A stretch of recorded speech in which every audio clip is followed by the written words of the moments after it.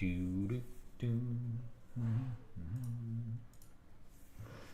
right. It's time to set up some of these levels here. Good morning, everybody. All right.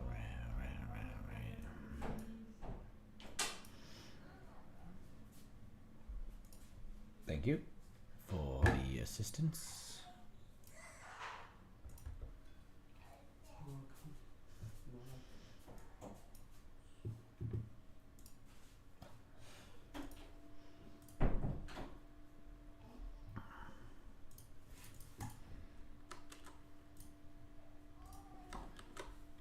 There we go. Everything's working out.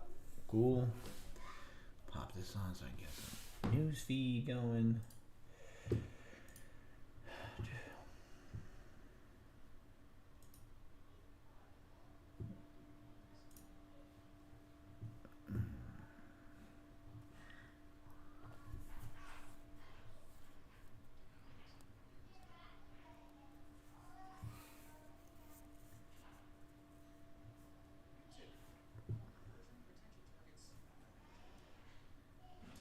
Alrighty. So yesterday's open was the low of the day once again. This is 8:30, 8:28, 8:29, 8:30 is this candle there. There we go. Low of the day is bottom into that purple zone. Yesterday's high.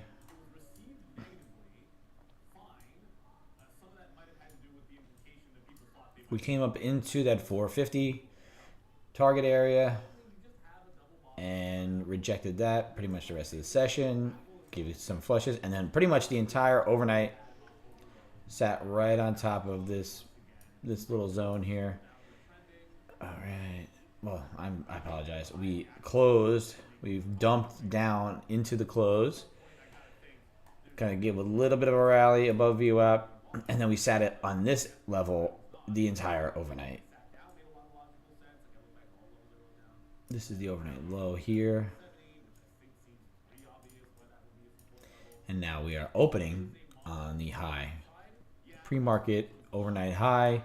You are getting this bit of a rising wedge here.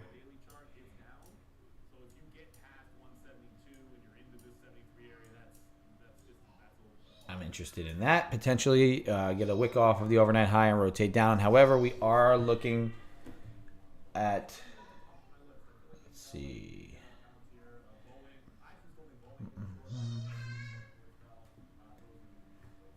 I'm looking here. Give me a second.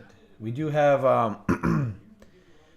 this economic calendar. The jobless claims came out at 221, higher than forecast. So still a hotter jobless number, which is kind of good and bad, right? What we are also looking at here is the long-term chart, right? We have now broken above that 540 level, 18,540. That's that yellow dash line there. The next overhead resistance that's acted really pretty strong pretty much since we've been up here is this 18,588 to 600 level. I would call 600 probably the key line in the sand. So this initial opening on overnight highs is concerning, just a touch to try and just short it right off the jump, because we did break out of this wedge. We held the bottom end of the channel coming in, right? This upward channel from this longer term period here. And the only way to make a new high in this channel is to make a new all-time high, right? So we've broken out of our downtrend. We failed to break down this upward trend, right? So we're still valid in the longs going to the high side. Intraday, right? As we are intraday traders, so we're looking to capitalize on opportunities. If we fail below this 530, you start to hold below this 530 level here and rotate back down and get back into where this gap was from that open.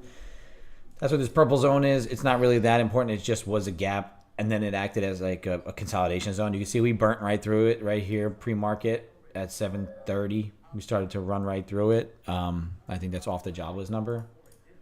730 came out. That was the Jawas number that kind of just gave us some information to give the markets a reason to move. So yeah, we are looking here at this 530 level, hold above. It is going to stay bullish probably until we get up into that 588 to 600 level. Above 600, you're starting to look at trying to attack all-time highs, which is that next level above at 709. That 687 level to 709. The 687 was that previous high. That's why I have it drawn up. So it's multiple touches there. So that's more of a, a good target than it is any sort of all-time high. The all-time high is just above at 709. So right now it's pretty much showing you a bullish sentiment. So trying to short this off the open on opening the overnight high. There's a chance that it works out. We're just going to be kind of patient on it and see what happens.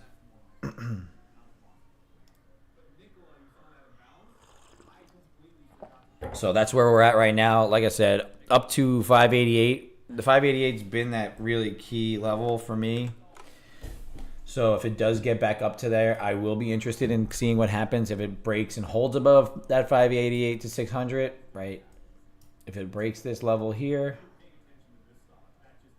right there, 588 to 600, which is not that far off based on how the NASDAQ moves, right? We're going to be interested in that level. Make sure I'm on the right screen, yeah. Interested at that level there. I'm going to give this 15-minute chart just so I can see it a little bit better, right? You can see right here, I drew this interest zone here. That's where we kind of were just supporting and then failed out of. So if we kind of sit on top of this and start to rotate up, I guess above that 610 level could give you some interest in longs, but it has to hold above it, right? We got 2 minutes till open. You do have this new little bit of support here building up. We had higher low. I mentioned that yesterday on the open that if this was gonna be low, it's gonna be a higher low here. Are we gonna make new higher highs on the swing? And it appears now so that we've broken out of the downtrend, this temporary downtrend here, and we are now making a higher high above this previous high. Higher low, higher high. Let's see if we do make another higher low and then push back into all-time highs. Pretty much is kind of what we're seeing with the break of this this little downtrend here. So break of this downtrend, pushing upside, hold of the downside of the wedge is really kind of giving this bullishness a reason to pop up. Although yesterday Jay Powell did say that he was going to be holding off on rate cuts. Gave his little roundabout speech. So don't know how they're going to like this coming into here. So let's watch this overnight high, see what the opening range gives us, and then we'll see if we can get anything off of the jump. A breakdown short right into VWAP, kind of right off the bat. Yesterday kind of played along just the same as all the other days, where it opened on the overnight low and then rallied off of that. So we are opening on the overnight high here. Let's see if we're close enough, we kind of wick it and then get back to the other end. See if the ES shows anything different. Any sort of divergence. It looks like ES wants to push up while NQ is kind of just sitting here. We have NVIDIA pushed up to 905, so it's holding above 900 and gapping above yesterday's high. So that gap and go type upside move could come into play with a break and hold, an open and hold above this 903 level here. So watch NVIDIA for a rally potentially. This is immediately trying to just dance around. We're going to go Microsoft on top. I'm going to put it on a 5. Microsoft is holding above 422 and also, like I said, gapped above yesterday's high. So there is a chance that it does kind of just recover it a little bit and then rally up. And we're going to wait for NVIDIA to go. If you're over here on YouTube, welcome, Tradecaster. How you doing? We are live, as always, 8:30 a.m. till 11. We're going to be patient, see if we can get another one good trade in for the day and be done, and just keep building our momentum. Right now, I think this opening range short is not a terrible idea. We have a dead there. If it's a tight range here, there's a breakdown of it. 67 ticks, not terrible. Delta is playing in our direction. Russell's pumping, and S&P is kind of giving it back a little bit as well. So maybe a breakdown of this down into VWAP. Still don't quite trust it based on the way we broke out. And Nvidia's rolling down to 900. Could bounce off there. And Microsoft holding above. Apple rolling below 170. I would like to see maybe it wick the overnight high. It just touched it just on the open, so potentially maybe it gets that's the high of the day. Maybe we'll see which one of these goes first, S&Ps or NQ. Looks like the S&Ps is a slight bit heavier. 71% short on the tilt, so that kind of keeps me away from that trade.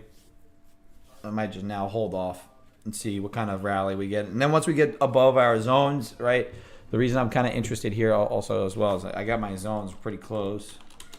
This 31 level, right? So if this 30 cracks, then see if it'll hold and then rotate back down to 500 even, right, the top end of this. So 30 to 500, that's a 30-point move. You can't be mad about that.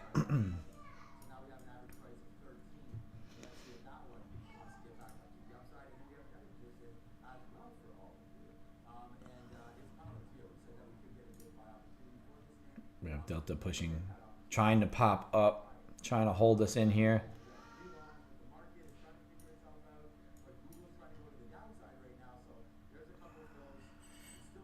Did wick the opening range bottom, and now it's trying to rotate up a bit. So I'm standoffish. If we wick this high, like I said, and then fail it with a good divergence here, then you have a better risk to reward here. You could even risk the high of the day if it cracks below this again. I would consider that. If it fails, like if it goes above this opening range and then fails it, I would consider it a short here.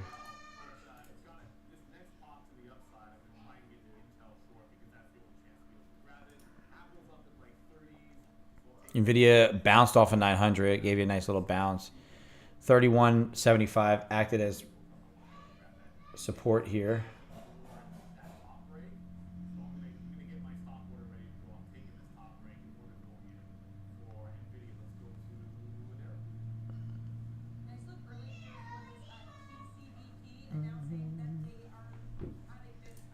Hope everybody's doing well. Looking for any sort of opening range trade. Can't be upset if I try it and it fails, but I want to see if it'll whip this overnight high, fail a breakout, maybe even pop into that purple zone and then fail that overnight high again and look to rotate it back down. But if it doesn't break above it, then it could even give us that same idea here.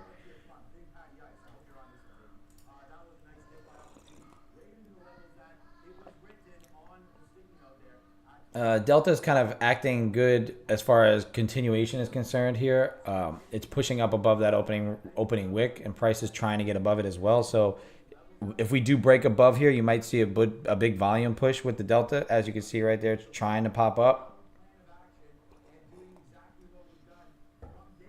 So there are buyers there looking to get into this, to see it to the long side. As I mentioned, like I said, the way we've broken out from that wedge. We broke out from the wedge. We're kind of above some key levels. This doesn't lend itself into like an immediate short. And the next area I'm really interested in is at 600. At 588 level to 600, this zone right above here is where I'm more interested. Right there for any sort of rejection, maybe a wick off top up in that area, and then a rotation back down, maybe to the overnight high and beyond. But that's just if it's not going to continue on to these all-time highs, because that it's touched that once, twice, 3 times, 4 times, 5 times now. If this is now the 6th touch on a stronger push upside, it could be the time it breaks and continues. So that's where I just got to be cautious on that, stand and wait. If this does, like I said, wick off this high here, gets tilty long and then gets back below this 40, could be a good short opportunity. Oh, I still have this.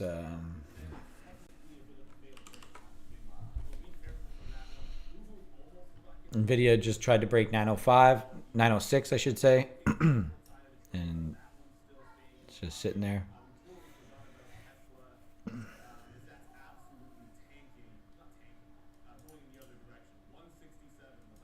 I would, if this wanted to do that, that's really what I would be interested in. A stop sell below this 30. My level there is 31.75.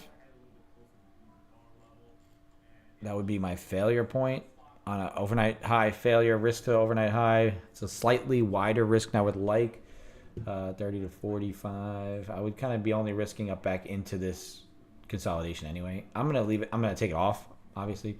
I was just kind of showing you what I was thinking of potentially failing overnight highs and rotating. If you break through and fail it again, maybe you got some manipulation here on what looks like the ES 2 times attempting to break out and failing. So if this does start to roll over and break down below this, it may be the divergence that we're looking for, where the S&P rolls and the NASDAQ is pushing up some, and we can catch that little bit of a divergence back down through the overnight high. But this delta telling me that buyers are interested, right? That is a straight up delta, straight up price action. Let's watch that 588, 600 level as the next area of interest. See, that's that purple zone that I was mentioning before from the breakdown, right? Support, support, support, support, broke down, whipped up, and then acted as another breakdown point. So that's what I'm looking at there. S&P's failing that level, looking to maybe rotate down through 5302. If it does, then this may catch up with some. That little divergence between the two of them. I'll sell one below this area here if the S&Ps decide to break down that 5302. If it acts as support and bounces again, then potentially look to see this NQ just absolutely rip off. But right now it looks like S&Ps want to fail. So that's below this consolidation here, right? You can see the slight divergence. So I'm going to short the overnight high. See if I can get that to rotate down to at least a VWAP. We're going to go with the alert here. Boom, boom, boom, boom.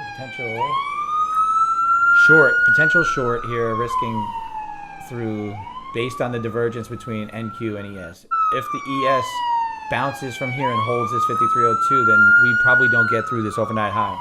So potential alert. I'm going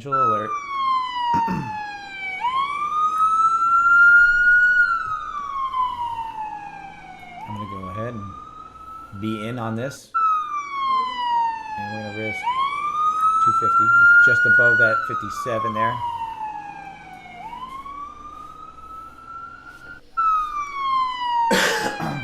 See if we can rotate back down into this area here, or at least below this breakdown. If we can get below the 30s, we're going to get down to break even. If we could get past 30s and into VWAP, the 500 target is really what I'm looking for there as that pullback from the fade of the overnight high. We're up 150, 210. We're right at the base there. We're at break even. It's a free trade. Free trade. Now let's see where it goes. I'm going to take off the alert so you can hear me manage my way through this position, right? You saw the failure of the overnight high. S&P was diverging, so we did take that short, and it's leading the way. Now I'm just going to manage this position how I see fit. We have broken through the low of the opening range low, so if we can break down and hold below here, then we should rotate to VWAP. Hopefully we'll be able to get that. We are at break even, so we're looking to see if we can get a hold below here before we move our stops down to where we're at right now. Nvidia failed 900, so that's a good help, although it is trying to catch a little bit of a bid right there. Just if I had two contracts on, I would have scalped off one already, shed one at the bottom here. That would have been a nice little help. We're going to secure just above this candle, so because if it does come back above here, I think we'll get stopped out for break even anyway. So that's where I just trail above the previous candle. Or really should be above this area here, but Probably gonna whip me out here. All right, sounds good. We're up $92 on that quick little move there. Probably rotates down further. I just didn't like the bounce in NVIDIA. Didn't like the way it was holding this 30 level. 30 is important for me. I probably should have had to stop just above these wicks here. Just pulled it a little tighter. It's all right for me to take the first trade of the day to be green up 92.20. Oh, and it was on a combine. Wah, wah, wah. I failed. So we're flat. I just didn't check my account, so fuck it. We are up 92 on that combine, and we're flat on the day on our express funded. See, sometimes that does happen, a little mental error, but the idea still plays out. It's still correct. We did make that good execution. We were going to be mindful of this level. I'm not going to FOMO into this now that I missed it on the funded account, but the idea still plays. Anything below 31, I think, does rotate down into VWAP.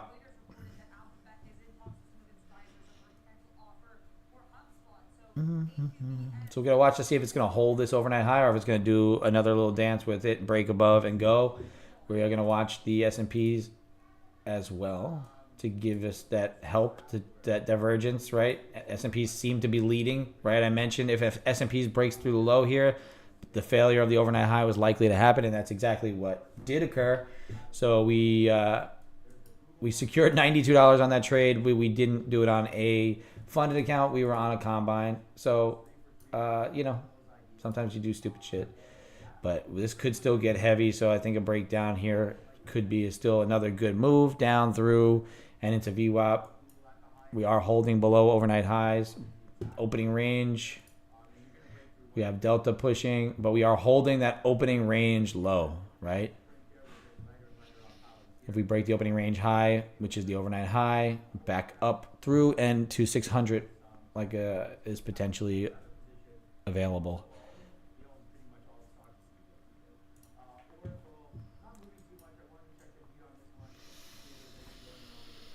Oh, well, that was good and bad. The stop was in a good spot. We did everything to manage that pretty much as best we could, except for take it off at the bottom. I wanted to give it the opportunity to continue to roll, and we didn't. We didn't potentially catch the whole thing. Can we break through 30? What's the opening range low there? 33 3/4. If we could break through that, I could possibly short that now through here. Well, if you saw what I saw and you were able to catch that with some size, per contract, you're up 220, 225-ish on that first move there. Would have been nice to secure that, but we could see if we could get a flush now through 30, risk to the overnight high.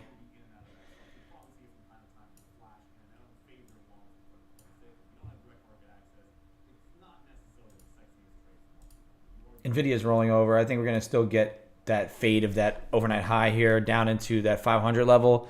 If we could hold below 31, like I mentioned, that's our key level. So let's give this another shot.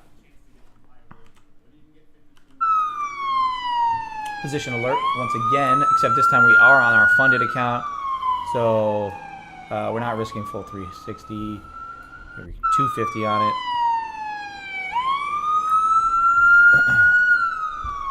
It held that low. Kind of wanted to confirm a breakthrough it. Let's see if it'll crack it now. If it does, we'll catch it. If not, so be it. We'll be stopped. Looks like we're going to get stopped on it for 250. Yep, we're down 250 on it. Sort of chased it a touch. I'm not looking to risk. I'm looking for one more really A-plus type setup there. Now we're going to wait and see. We were trying to be a little aggressive on the breakdown of the overnight low. I mean, not the overnight low, the overnight high and the opening range low. The S&Ps is still holding below that area, so that's still confirming this short. We could take one more shot at it, see if we can get through it.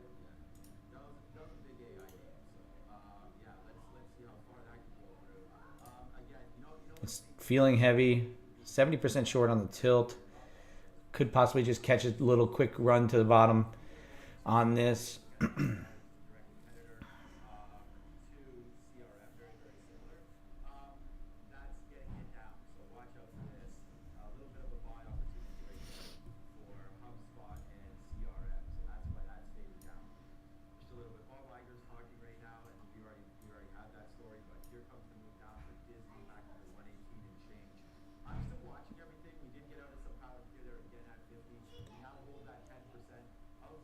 Yeah, I'm gonna stop that. I'm gonna cancel all these orders, flatten them. So we took our first loss on the funded account here for the week. Really, probably shouldn't have ever even taken it because we're up on this combine because we had the account on the wrong account. But our idea up here at the top was pretty much correct. We failed that overnight high. We broke above it. We failed the breakout. S&P's was leading us downside, so we were looking to see if we could catch that downside move, which we did, and we got stopped out for $92 on that. So let's see if we could just hold below 30. If we could hold below 30, then we could rotate back to 500. We are heavy tilty to the short side. I don't trust it yet. Maybe this is not the time it's going to break.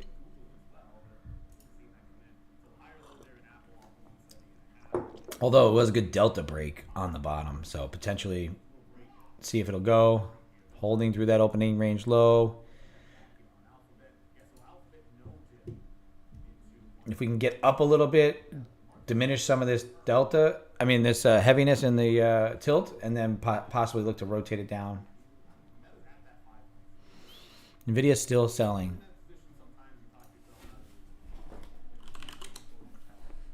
Apple curling up a little, and Microsoft running its head up against 427.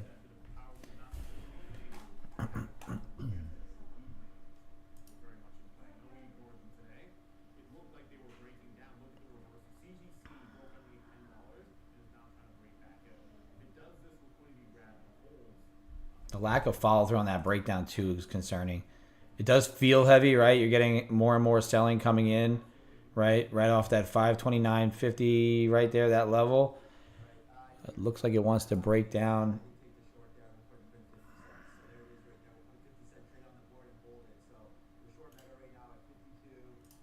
I'll sell it one more time.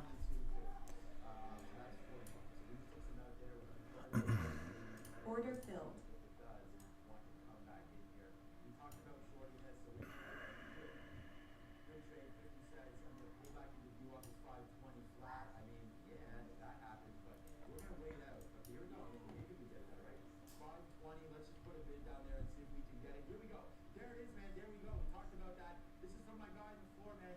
NVIDIA is still rolling. I think if we get through here, hold through this 30, we should get down to 500 even, hopefully.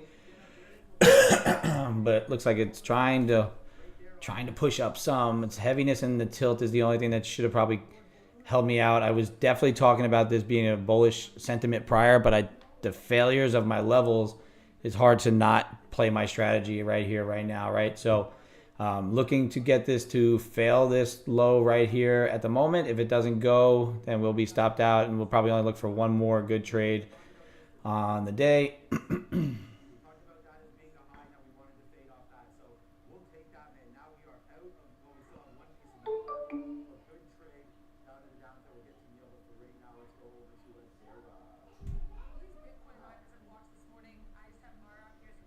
It's just very heavy, right? Like there's not a lot of buying here, but at some point it could just rip our face off and just continue to push this to the upside like it's been doing all morning prior to us getting into the market. So could have just waited another couple minutes, see which direction it wants to go. That's probably what we're going to end up doing after we get stopped out for a second loss potentially here. If it fails this, then hopefully we can get our rollover, but our stop's in a good spot, it seems. We're waiting to see if this flush of 30 will go. Any sort of break of 30 and hold should give us the push to the downside. What's up, Max? Oh, good kiss. I love you. The dinosaurs go eat to eat. Oh, dinosaurs go eat to eat. It's always nice when your kids come in, even when you're taking losses. I say, especially when you're taking a little bit of heat on your trade, right?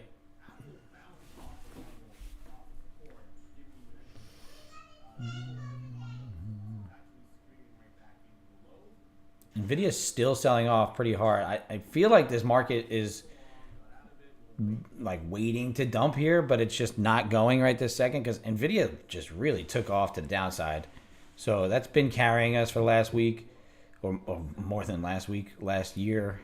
We are getting a nice little delta shelf here. So if we do get a crack in the delta here at 29, I mean, that's super heavy. You can see that 29.50 acting as that key resistance. Anything that bounces over here, I want to be out. So I'm not going to take a full loss on it.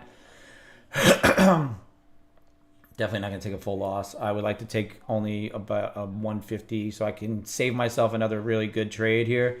I get really tight with my stops when I notice it's going to wind up for some sort of crazy pop, because I think if it does break here, it's going to break above. If it breaks down, it's going to do as it just did just now. I'm going to trail it kind of tight. I don't normally want to wait on these kind of fast movers here. Take back some of what we lost and then keep it going. We're going to be at just past break even here now on the short. Let's see how far down we could take this. That heaviness was there.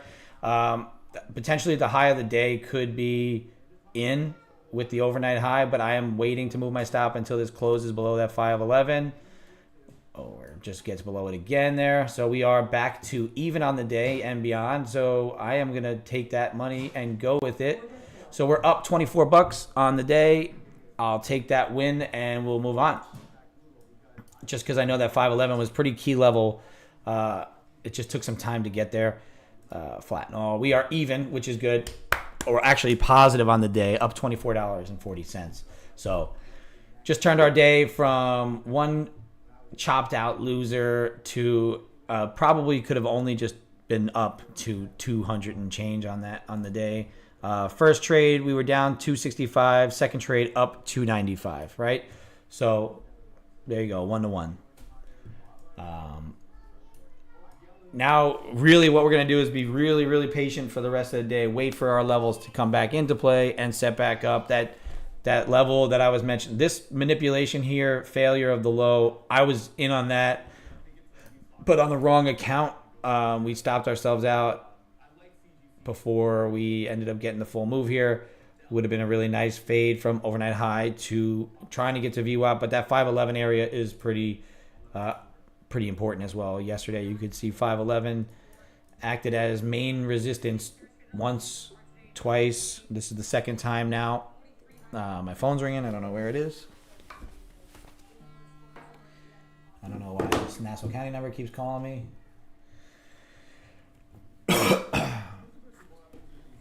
Hell yeah, great job.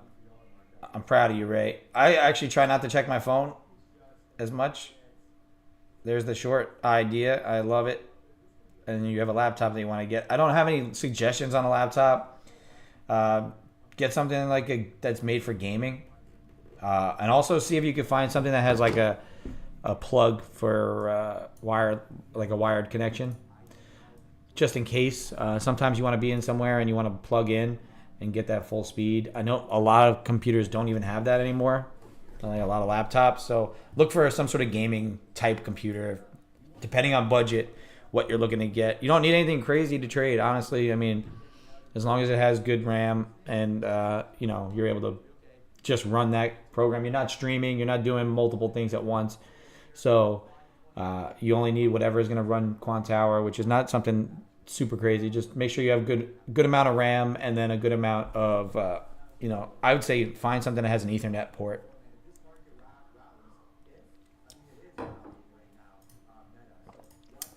Money though, dog. I love it. I'm proud of you for taking that trade there. That's awesome. Yeah, like I said, we've taken our first loss in this account, but then we've came right back at it and hit it back with the next good trade. Hit it off nice and made it back, and we basically bottom ticked this little move here, because I did say that the reason I kept this 511 quarter out here is because it acted as resistance. I didn't draw this up yesterday. It's been up there for some time, and it's been acting as resistance, and now it's acting as support. So that's the reason we got out of that one there. I didn't really call out that reasoning prior to this, but once I saw that wick and it got below again, I said, all right, we're going right above it, because if it rotates off this, it could come back up to highs. We are still in that uptrend. We broke out of that wedge pattern, and so we're just going to be cautious in Q1. we got to be cautious because we did make a new higher high. Now we got to see if this new low is going to either be a new higher low or not. On this, we broke out of the wedge. We broke out of the downtrend. We held the uptrend. We broke down below it and then we recovered it. So now we're back in that uptrend channel, holding above that 18.4, 18.5 level. 18.5 is going to be that main line in the sand here. If it cracks below that 18.5, then a rotation down to 18.439 down here to that overnight low area, or even probably just above it, into this range. Price spent a lot of time here overnight, so there's an interest there. If it fails this break above, then the rotation back down. But as we hold above VWAP, I can't be shooting my shot at shorts unless I'm at the extreme, right? If that makes sense. I don't want to short right up against it. I don't want to short here because usually VWAP's my first target. I want to be extended away from VWAP. I want to be at least at a key level that's far enough away from there, like an overnight high or a previous day high. Even though the previous day high is down here, some days it's up above the VWAP. I want to be extended away from VWAP to enter any sort of short so I could pull back and retrace to VWAP. Anything where I want to take a short now again, I wouldn't want to do it right here, right up against VWAP, right? Because my distance to a bounce play and a key level here is 500 VWAP. There's a lot of confluence here for a potential bounce at this location. So for me to want to take a short right here would be invalidated. It's more of I would play the continuation, probably try to trail your stop. If you're somebody that's a little bit more risk averse, not as much of a scalper, right, at key levels, I don't care if the play does more as long as I stick to some of my outs and my trailing plan, right? So now that you've broken down through 511, 500 probably gets tagged. But if it doesn't, if this fails, watch the rotation back to the high side.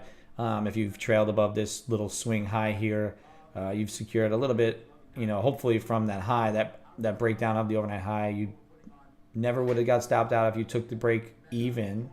You would have been coming close to getting stopped out at break even.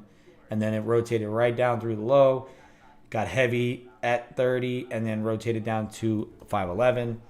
So now we're just kind of waiting to see what kind of happens with this chop.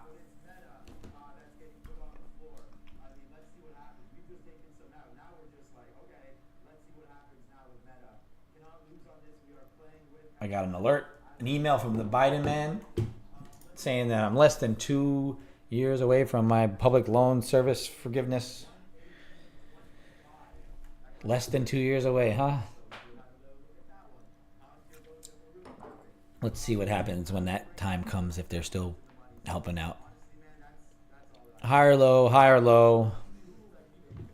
Let's see what screen I'm on. I have to update so the sirens don't keep running. I want to keep the screen alive, but I don't want to have the sirens going. You still up on Ray?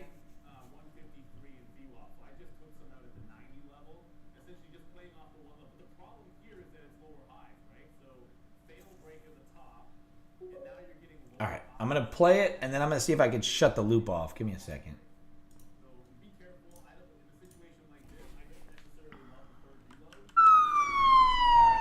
So now it's playing. I'm not actually in a setup alert. I'm kind of just messing with something here, seeing if it's going to stop. All right, looks like it stopped, right? The siren only playing once. Then the lights kind of went out, though. Yeah. All right, it stopped everything. So I got to figure out a way to make it just do just lights, no sirens. Gotcha. All right, I'll figure it out.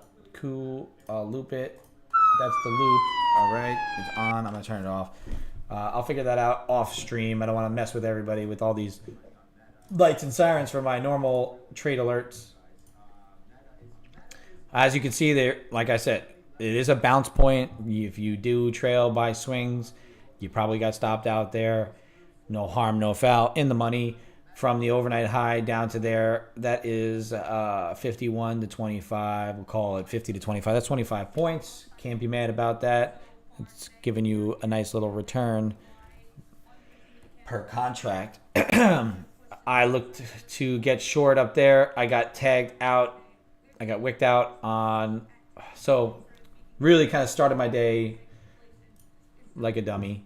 I was on my Combine account here. I took the short. Oh, that's not correct.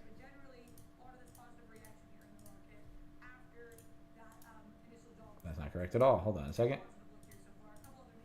There we go. So I took the short based off of my overnight high failed breakout of an overnight level.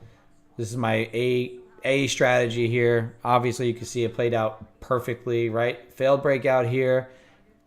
My main indicator to this probably, failing here was we got a good break above an overnight high level. We got right into a liquidity zone above, which could have also been an area to try and start the short from, but there was a potential that this kind of just got ran over. So I wait for confirmation of what I look for. I know some people just go limit order here and see if it'll get tagged and then risk to the high end of it. That's on them. I stopped in just below the overnight high. Unfortunately, I was on my Combine and not on my Express Funded. Got to make sure you check those things prior to you trading. That's not, I can't be mad. It is what it is. I still executed. I still made the play the way I wanted to make the play. But we shorted right below that overnight high. We had the stop order there. Price came down. You could tell if you watch the indexes that are closely correlated, right? The S&P, the NASDAQ, Russell is sort of in that basket, and the YM, the Dow Jones. Just kind of watch them. I go S&P and NASDAQ, and I watch on here. But you can see the same sort of pattern played out, breakout and down. But this one, the S&P, failed twice to break out while the NQ was still holding, and then it rotated back down through that low.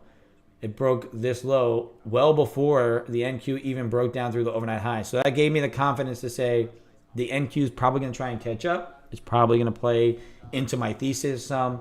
So we're going to play the short below the overnight high and look to rotate it down to 500 or a VWAP. Obviously, we have this major level here of it was resistance acting now as support here at 511 and a quarter. We wanted to kind of target that little move. I trailed out a little tighter. I didn't let the move play out too much because we were already up more than 1-to-1 on it. So I trailed out I wanted to be just above these wicks, but I was just below them. Anyway, it didn't matter. It trailed out for like $90-something on the trade, which was, a good, almost 20 ticks. So just about 20 ticks. Not terrible, but obviously you can see we got the continuation. Once I realized my error, I flipped back to the Express funded account. We're in the funded account now.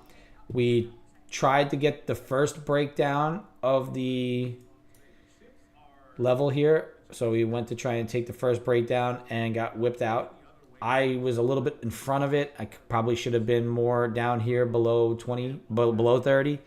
I got wicked in at 32.25. So 32.25 was right here. I got wicked in and bounced out right there. Bang. Stopped out just above here for a full 265 loss because it was a little bit of slip. And then we saw the heaviness coming in. S&P is breaking down. NVIDIA selling off. Delta playing in our favor right here. We had Delta working in our favor, right? Everything was sort of sitting on the lows, waiting to crack through this. Seems like 30 level was that key line in the sand, right? We set that stop order, broke it down, and then once I saw this break here, fail it once, try to break down again, I set my my stop order just above here at 12, 1350 is where I ended up getting stopped.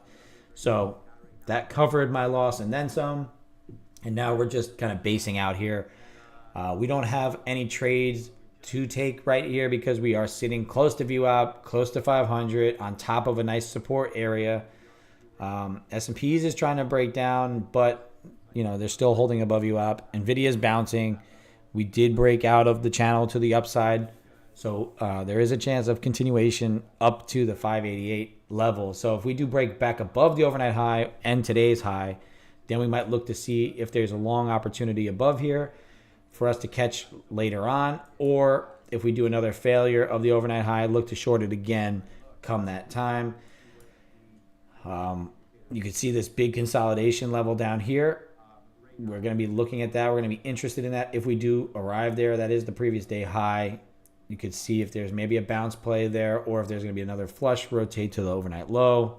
If we start to give up overnight lows, then that's when maybe we can start to look for either a short breakdown and rotation down to the next level, or a failed breakdown, rotate back to VWAP.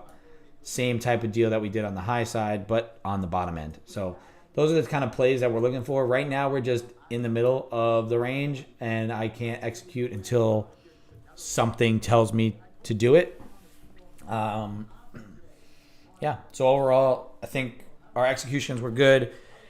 We took the trades that we needed to take, got stopped out, hammered out for reasonable loss, and then now we're up another green day so far this week, although very small, $24.40, still keeps us green, and we're looking for another A+ setup to get us back up into a nice little green type of day. So we're just going to go one trade at a time.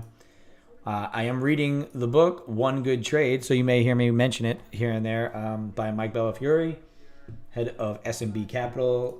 Fantastic book.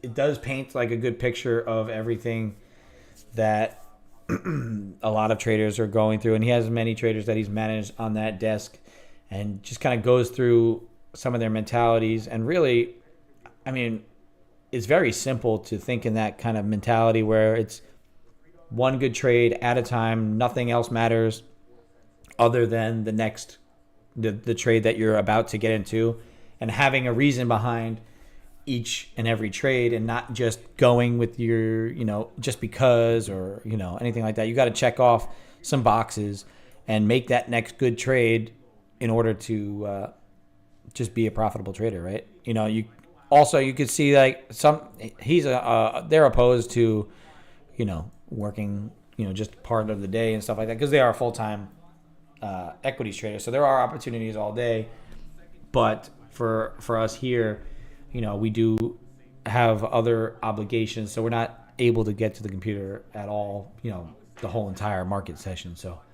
we are looking to see what kind of opportunities we can get in our time frame, and then we can walk away our day feeling confident and happy with what we got going on, because we might not make the types of moves and types of trades that they're going to make the kind of money they make within the prop space and equity side, but we are here to just make proper executions. And I think that book plays no matter what you're trading, for sure. So I recommend that. So far, I'm only, a little ways through it.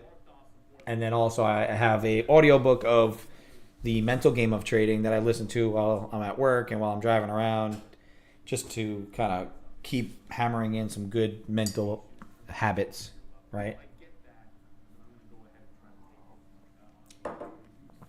If I were to have gotten stopped out on this last trade that I took that actually was the winner, I worked it to my plan and all that. I actually tightened the risk to about 100. I was not trying to really risk much more than 5 on the day. I didn't want to give back half the week in a day. So I was going to lock myself out if it got close to that point. We can still execute. We can still do all that, but we're going to do it on that combine. But right now we're still in. We're still waiting for another opportunity. And we're going to see what happens. I mentioned our plan here is to see if it does get back above the overnight high and start to try and break high of day, if we're going to get continuation up into the 600 level. If not, if we're going to get a nice little double top type action, failure, another wick off type move like this, a push up into there and another fail of overnight high, I'll short it again through the overnight high and see how low we can go that time.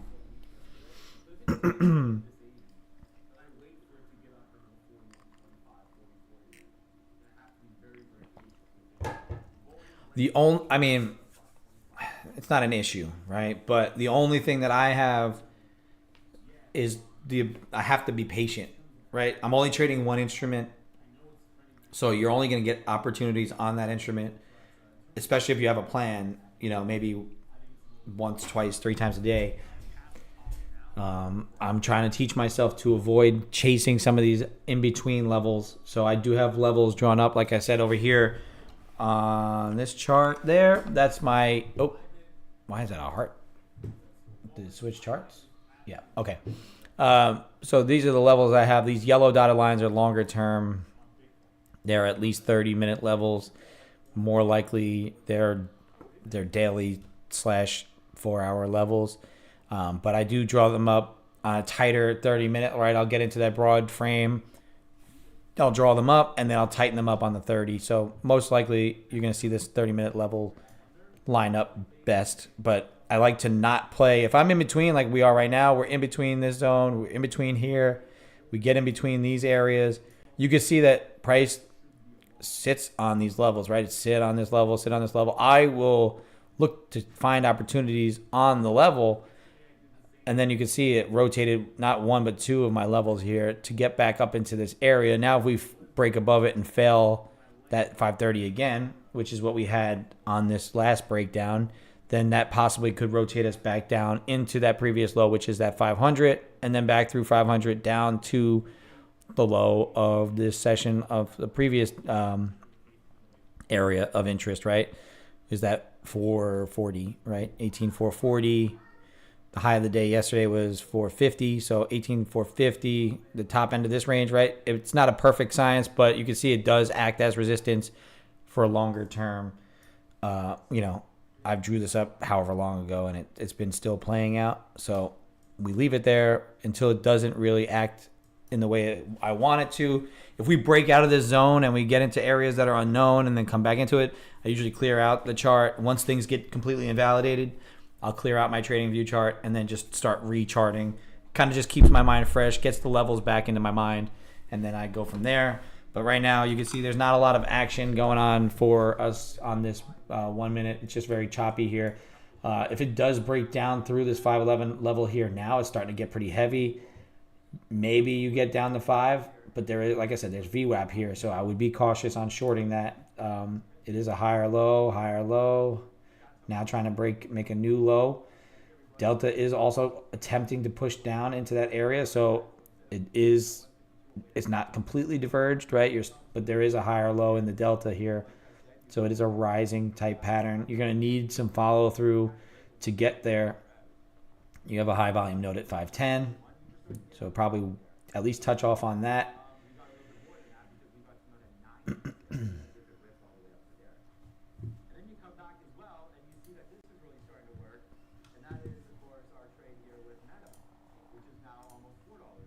Hopefully everybody's having a good session so far. We took our first L on this account, but we gained it right back. It's all kind of pretty much based on the same trade. Not that I was chasing it the first time, but I did just have a little bit tight of a stop on that and got wicked on a move that was just quite not ready to go. We finally caught it and it went, and we got it done. Should have been up a little bit more, probably closer to $120 because we do have the Combine account up 92 because we did take the first trade on there. The actual first real trade with all the criteria met right there. NVIDIA, I want to see if NVIDIA breaks through the bottom here at 895.92. Maybe it continues to rotate down to 92, and then the market will break some. But right now, NVIDIA is trying to hold up. So it potentially, like I said, that could be what's holding this right now. If you're over on YouTube, head over to Tradecaster. We're trying to build up the viewership over there. It's a great website for traders, by traders, made specifically with trading in mind. Every lobby has somebody different kind of trading styles. There's a variety of ways that you can get in there and take advantage of the education that's being provided on a day-to-day basis. There's somebody streaming pretty much all day. either the entire U.S. session. I'm in the morning of the U.S. session. You got people that trade overnight. You got futures. You got options. You got stocks. You got, I'm sure there's somebody in here that talks crypto and whatnot, but huge value. You could click in, get a 7-day free trial. You could take full advantage of the entire website. If your 7-day free trial expires, you'll still be able to access all the free rooms, including mine. But you'll have, less access. You won't have the paid rooms and you won't have the education. So take advantage of that education while you have that 7-day free trial. Go into the videos, just check it out. And then, when you're in these rooms, take advantage of some of the, not necessarily, we're not all alert rooms, right? But we're in here trying to teach you how to make your own choices, but also at the same time, give you our levels, give you what we're looking at. And it's up to you to make the decisions on your own. Because eventually, as a trader, you got to make your own decisions. It doesn't matter what other people are doing. Trying not to base your results off of other people's results as well is very difficult. So the whole YouTube area is tough because you can bounce from person to person to person, and then it's not, and you got ads here and there. So there's, a lot of reasons that YouTube maybe isn't the best place for you as a trader. And I'm a little bit biased to TradeCaster because I'm in there every single day, but I do love it. It's a great community for sure. And if you're involved or if you're not involved, come on over.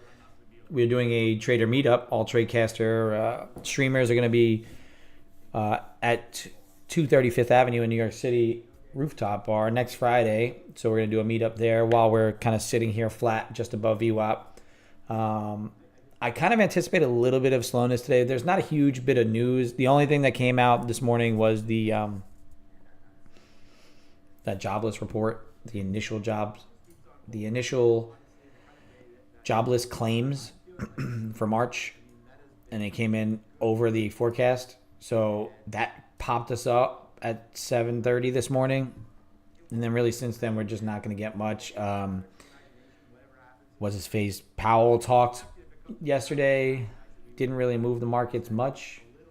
He did mention that he, is going to be cautious. The same stuff he's talked about over and over and over again, right? He talked around this time, I think 12 o'clock, 11. So this is his whole speech, just flat. You got a little bit of a sell-off, flat. This was based on just levels, though, right there. All that sell-off, right? You could see sitting on a level, sold off, came back to it, right? There's not a lot of this was manipulative from Powell's speech.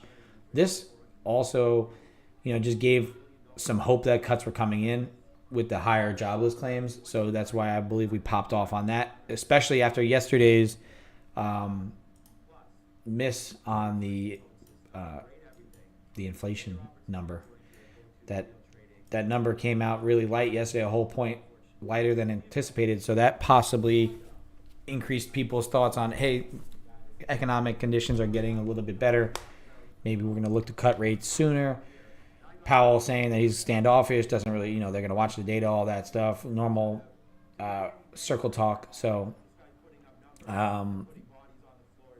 didn't deter people from buying up that jobless number this morning. So that's a good sign that you can start to see some of these releases giving some action for some pretty prolonged moves, for us as day traders. If you're around for that release from 7:30 to 8:30, literally didn't sell at all. It's buy. So you could have really made from 442 to 542, 100 points. And yesterday's same deal was basically a 100-point move based off that other number. So, and there's not a lot of it seems like there's not a lot of manipulation with some of these numbers. Usually that first move you'll see on normal releases, it'll get whippy and then go up, back down, and then just come back to where it started. The last two data releases have just pushed us out of consolidation immediately and then hasn't looked back. So that's just something to notate on these releases. I can say, maybe put it into your chart. I'm going to start pricing in that, okay, I'll do it over here on my chart here so you can see it. I'll put in some text, right? This text will say,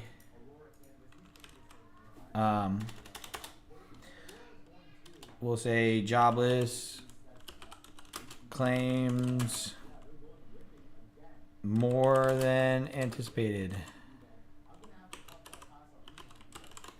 Right? And now we can move this to here.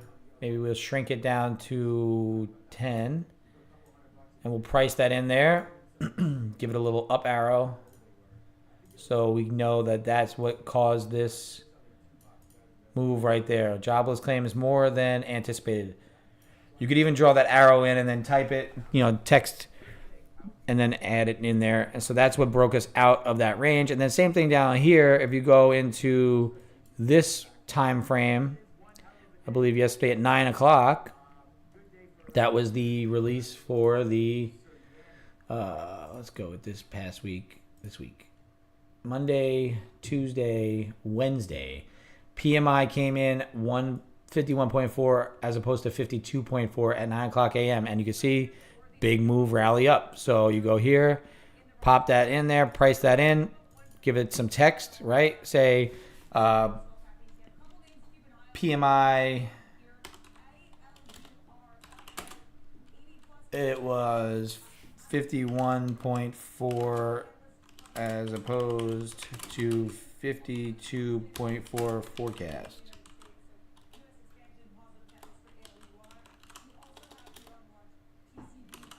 Bam. Right? And now you have a reason for why this broke above. So you price in these things. This is how I use fundamentals to work my intraday levels, right? So I have these levels. The technicals are in here. What drove this to go here? Why would that be a reason for that to pop up? Well, we priced it in. We said PMI was 1 point better, which is getting closer to less expansion and more movement, right? More of a reason for Fed to cut the rates. And there we go. There's the melt off. Once we kind of finally broke through that 511 level, you got a really nice push down. It's nice to see that it broke through VWAP without much resistance. So we could look to see this previous day high get tagged here at 450. All right, let's go back to that screen. So we're back on our main screen because I did not have that up there. I apologize. But we're looking now to see how far down we can go. Can we get into that previous day high? That's when I'm going to start getting interested in bounce plays or if it's going to continue to flush. So I just was showing you how we price in some data events. In order for that to be kind of completely cleared up, you want to see that get to 456, which is basically right there at that previous day high. That kind of cleans up that whole move. That priced in move now gets kind of canceled out.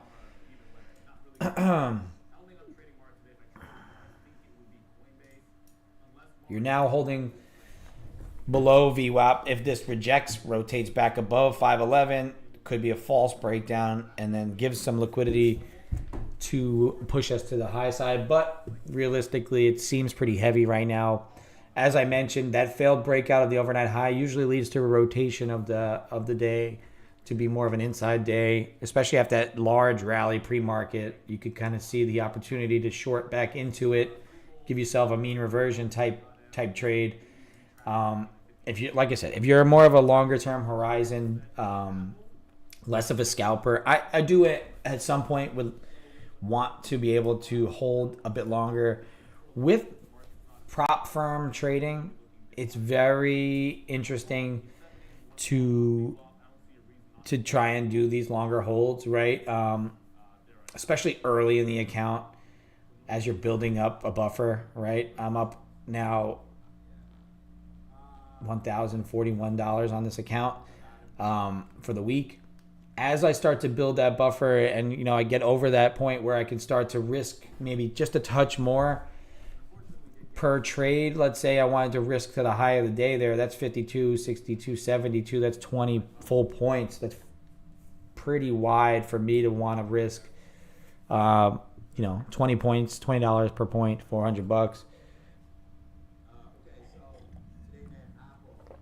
Right, early, I'm trying to risk only about $250 per trade. But let's say I wanted to start risking a little bit more, giving it a little bit of room.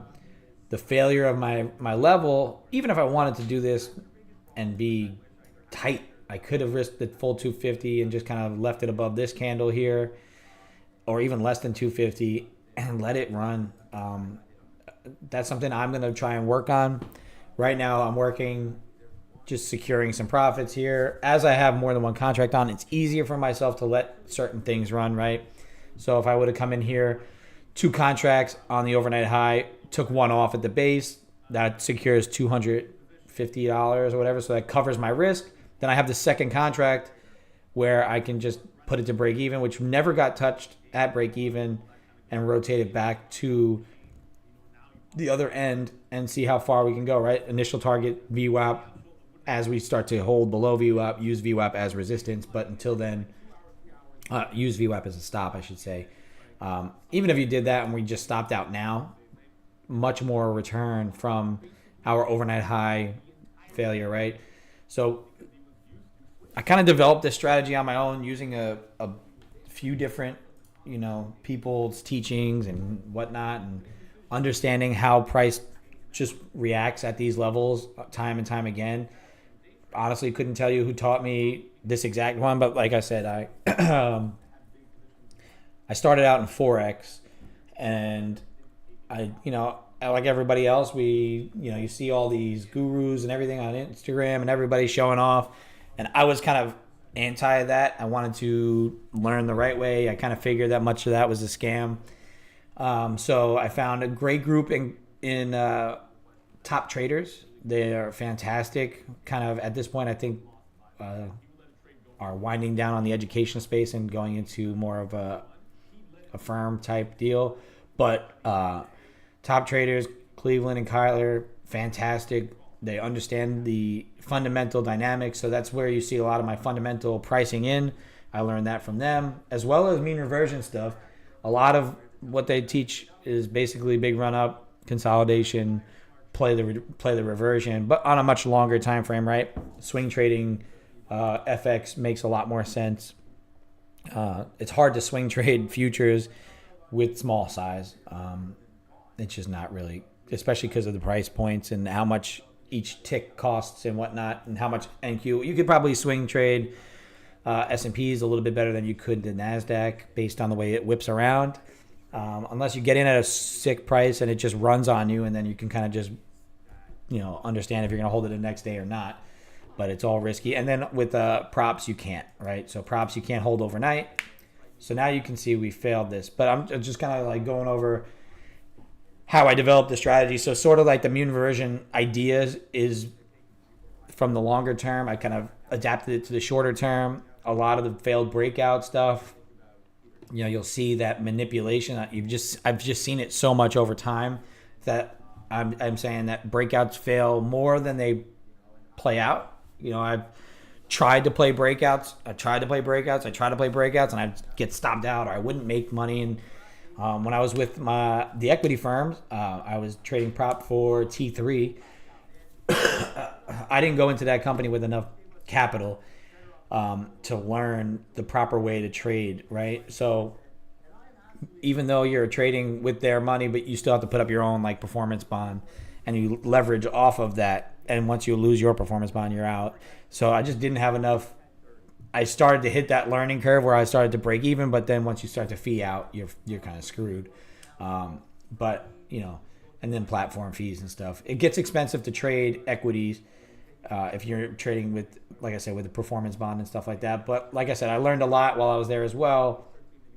Learned that breakouts did not suit me, because every time I would try and play a breakout and certain moves in the equities world, they would fail on me. So I kind of used that and developed a reason to fade failed breakouts at key levels. And when I wait for my levels to hit, I'm pretty much spot on. I usually take no heat, and I could limit my risk a ton. Once I start playing in between ranges, like if I just started to take trades now, even though we're at 511 and a quarter, and it was the breakdown point, and it's not one of my levels that I'm looking at longer term, so I shouldn't enter. It will work out. I'm sure it will, right? If I took a short here right now, it seems like it's acting as resistance after breaking it, being a support. But I'm not. This is how I get myself in trouble, because I'll try and short here and it'll run up. stop me out, and then try and fail it, right? So if I wait for my levels, I'm way more consistent. So that's what I'm trying to do with this account. And going forward, just do my best to build it slowly. There's no reason to hammer into the middle because it's just not there. As I mentioned, once I get close to VWAP like this, I have no entry.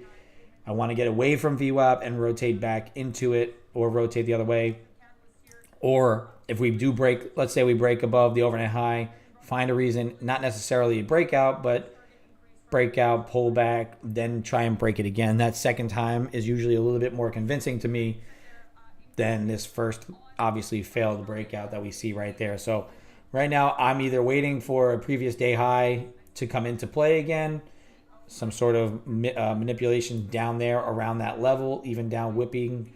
Once we get to that 40 level and then you start to rotate back through that high, then maybe that rotation through the high gives us convincing long to rotate back either to VWAP or, all the way to highs. Or if you hold below it, rotate into that overnight low. And I would be interested more so to be long off the overnight low than I would be long off the previous day high right now. So that's where I'm at as far as what I'm looking for the rest of the session. It is 9:30. We're about a little over an hour into the session. So you can see basically the failed breakout was the only real trade. And then if you did take the breakdown of 511 through VWAP, you can catch yourself a quick 10, 20 points, depending on how much of that you caught. And then, maybe potentially you're looking to rotate it through again. But, Jofi, how we doing? I'm up $24 because I was on my combine on accident, took a nice short from the top, stopped out for about $100, $92. Then I tried to, I switched over to my funded account, got in short. Yeah, big day. $24, man. Huge. But it is keeping the green streak alive, right? We're up over 1,000 for the week. Not going to rush into something diddling in the middle now. I'm going to wait for my next setup, and then we're going to try and run that up again. Hell yeah. Hell yeah, it will.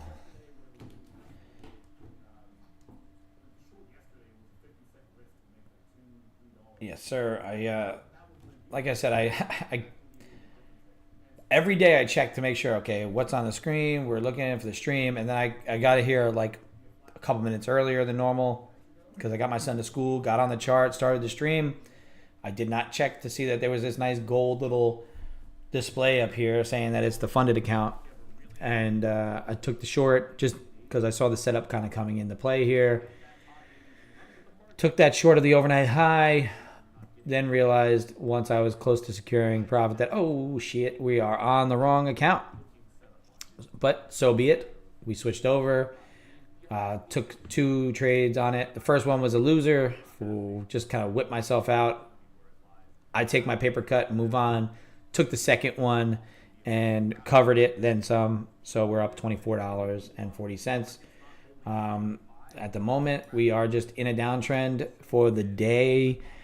Big pop up from the jobless claim number this morning. And also we did break out last night, pretty much just after we reopened through the this downtrend that we've been stuck in. So it's kind of holding above that 18,439, 18,440. So this level here, if we can hold this, that's kind of that pre-market support area to rotate back up higher again. But this big push up, and then if it comes back and recovers this whole entire move, that's interesting because let's see what this fib looks like.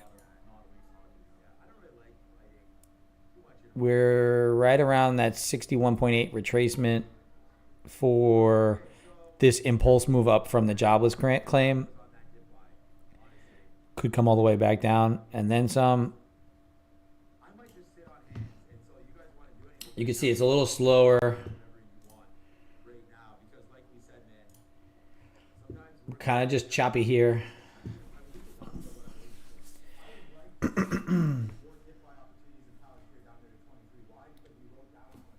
This is what happens when it gets to VWAP and it doesn't have a decision. Are you waiting for that for a target or a look at a or a bounce play? You could potentially get that today. If you don't get it today, then that rotation up is happening from here. How much? Oh, you're flat now. Where'd you catch it to? The 511 level area that I was talking about.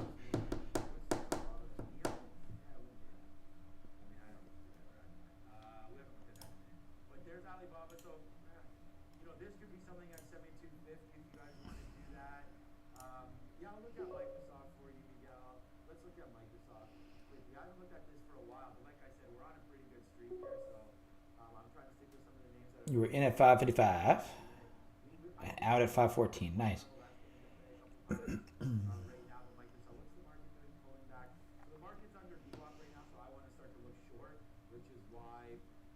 Nvidia is just basing out here between two zones for me. Is nothing to do.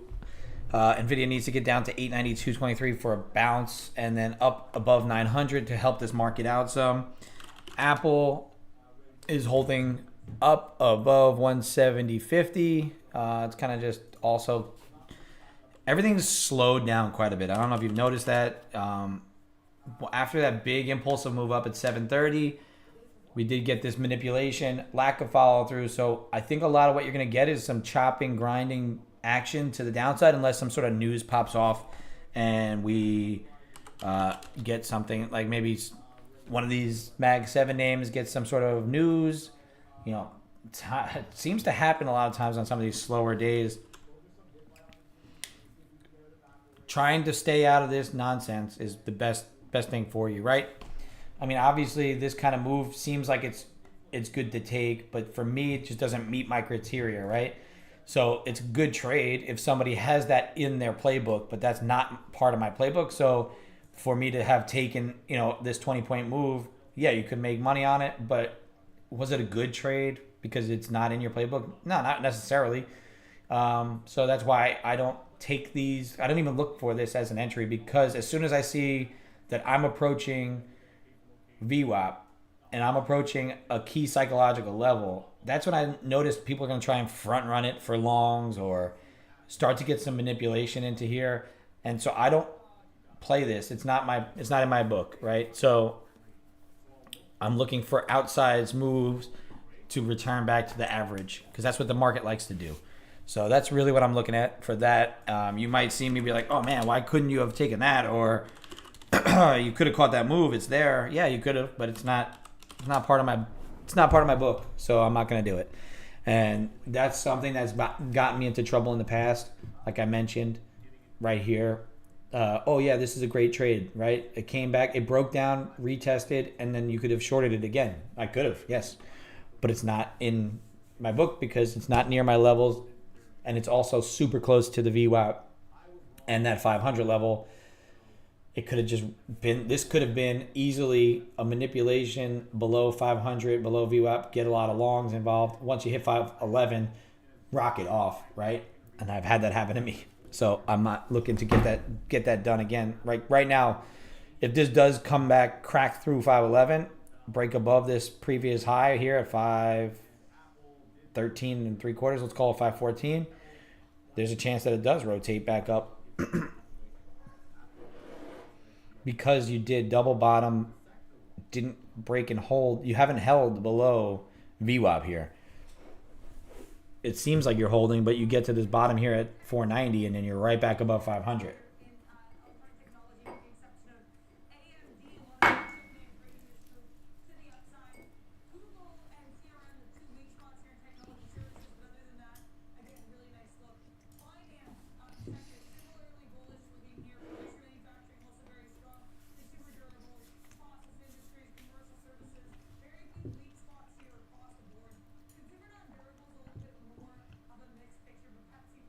That's a manipulation at that top. So really, if you kind of take away that manipulation above the high of that impulse move, I'd say that we're sitting right at the 50% retracement from that big run up. You know, if you get rid of this impulse and you say that this is pretty much that overnight high, that's that end of that run. This was the failed breakout, more of its own type of move. This was not really part of this move here because this was after the open. This is that manipulation. So from here to here, that's a 50% retracement. So there is a chance, you know, we ticked off the 61.8 and now we're bouncing and holding above our level at 500. Another key level, another psychological number. And like I said, we did break out from this downtrend, this downward wedge that we formed over the last few months, weeks. That and we held the low of the channel from the long-term uptrend. The continuation to the upside is seemingly likely at this point.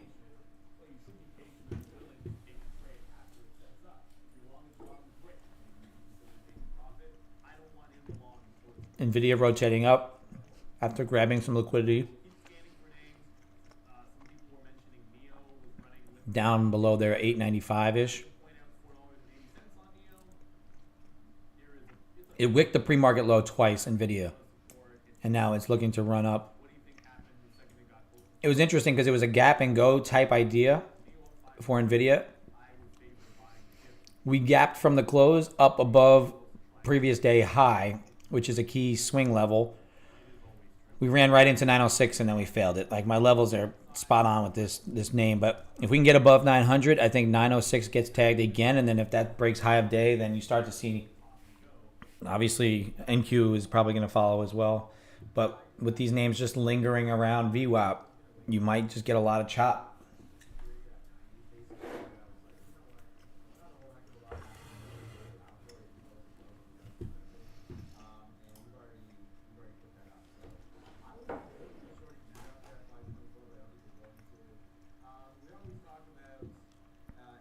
Where's the 88.6 retracement? I don't ever have 88 drawn up in my numbers. It's usually only like 23.6, 61.8, and 786.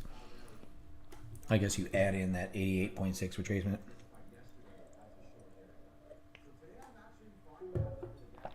$410.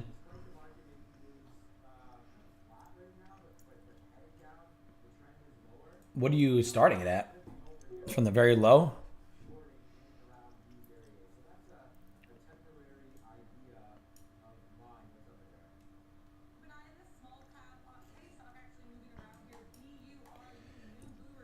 Where's your swing low?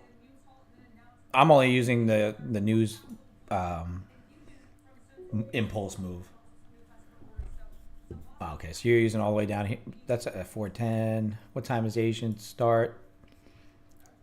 Doesn't Asian start at like 10?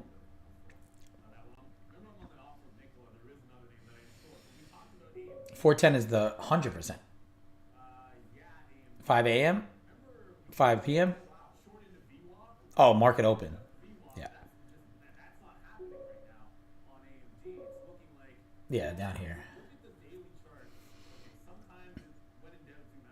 That makes more sense. Yeah, I was just using the impulse move from the number release for that I'm trying to work that retracement. I'm going to say that's a little bit impossible for that to be the 88.6, but that makes sense. Once I got out of the Forex world, I completely stopped caring about sessions time frames, and I just kind of eliminated the exact time that they open. I know that like European Open or the London Open was like 2 a.m. or 3 a.m. Eastern time, and once I moved to Texas, then all my times got all thrown off.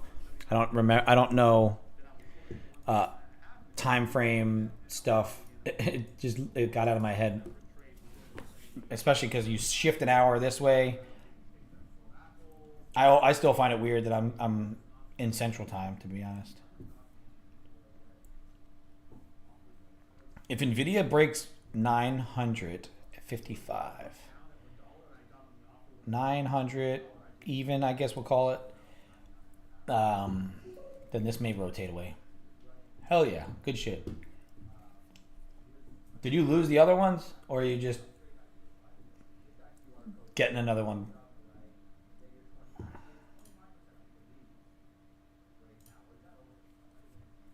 On that oversizing yesterday?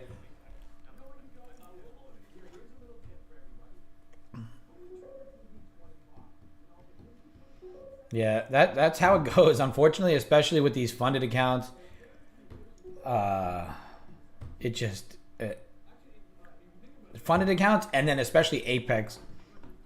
It depends on how far up you were. You know, if your trailing drawdown was gone, but with that intraday trailing drawdown, you start to get really, you start to get really like even if you're up in a position, you could come down and be out. So I just get mentally fucked in some of those Apex accounts with that intra position.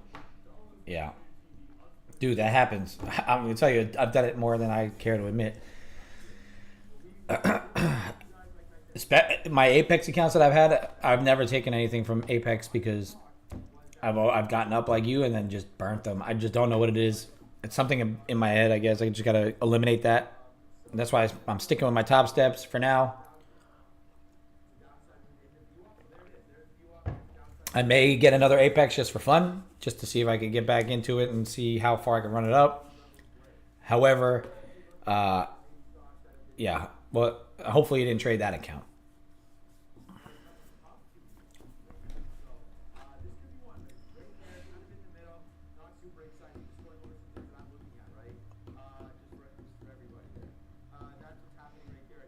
Yeah, once I get, I'm gonna try and work a couple more of these top step accounts. Once I get all three of these done, they let you have three at a time. Then maybe I'll hop over to Apex and pass a couple over there. I'm trying to build a buffer within this funded account, so I haven't been focusing on any other accounts.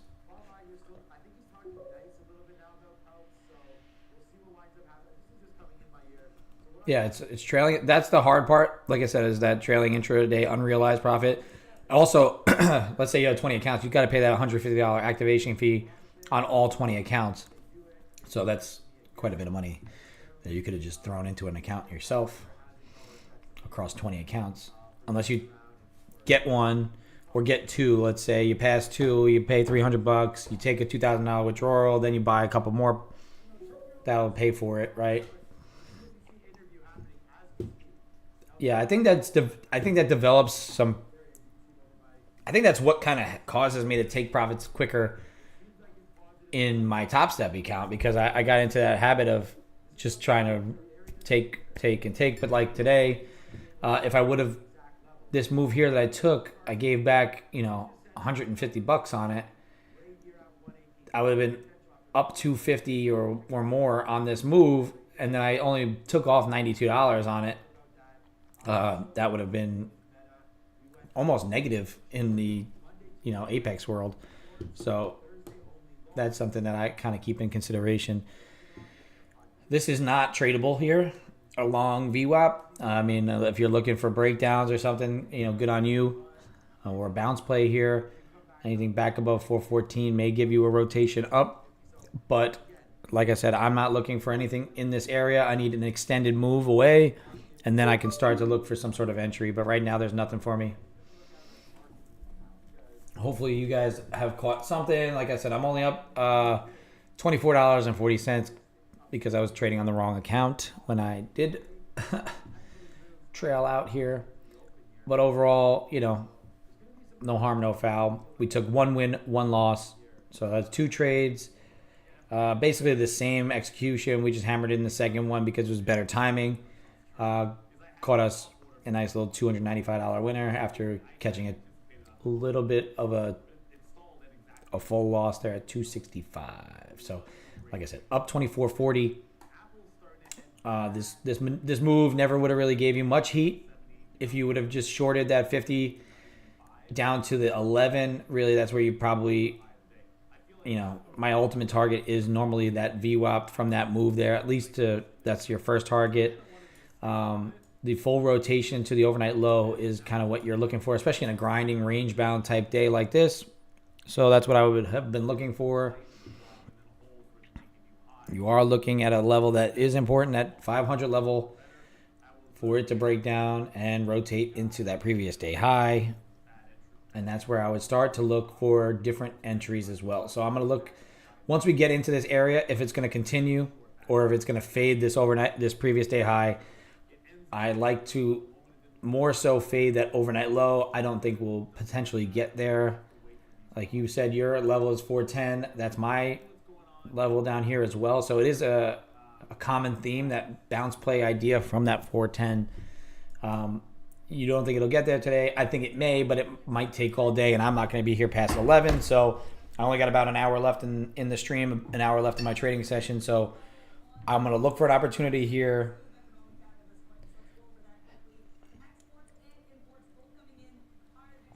How many points you look for per trade there, Jofi?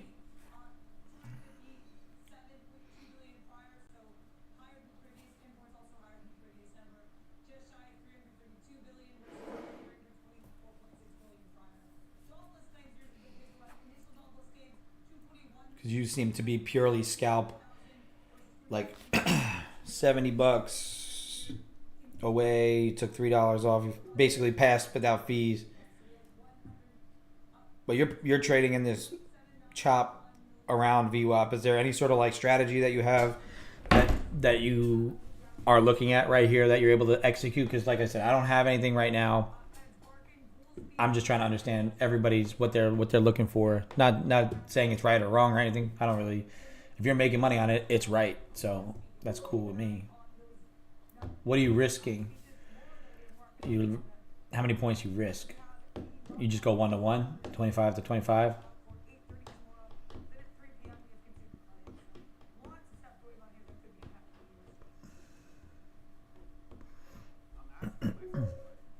$30 points.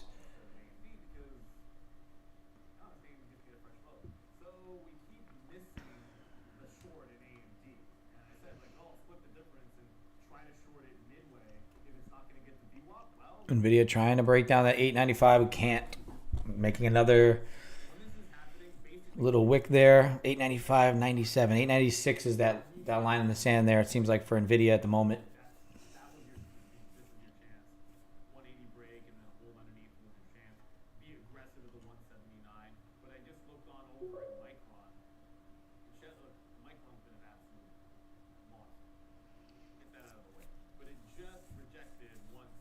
That makes sense. Yeah, market structure gives me everything, but at the same time, I don't like to just play in the middle of ranges for myself.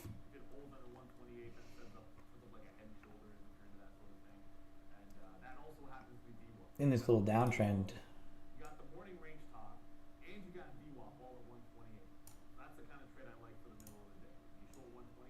Oh, I hate when I do that. Good thing that the normal keystrokes actually work out.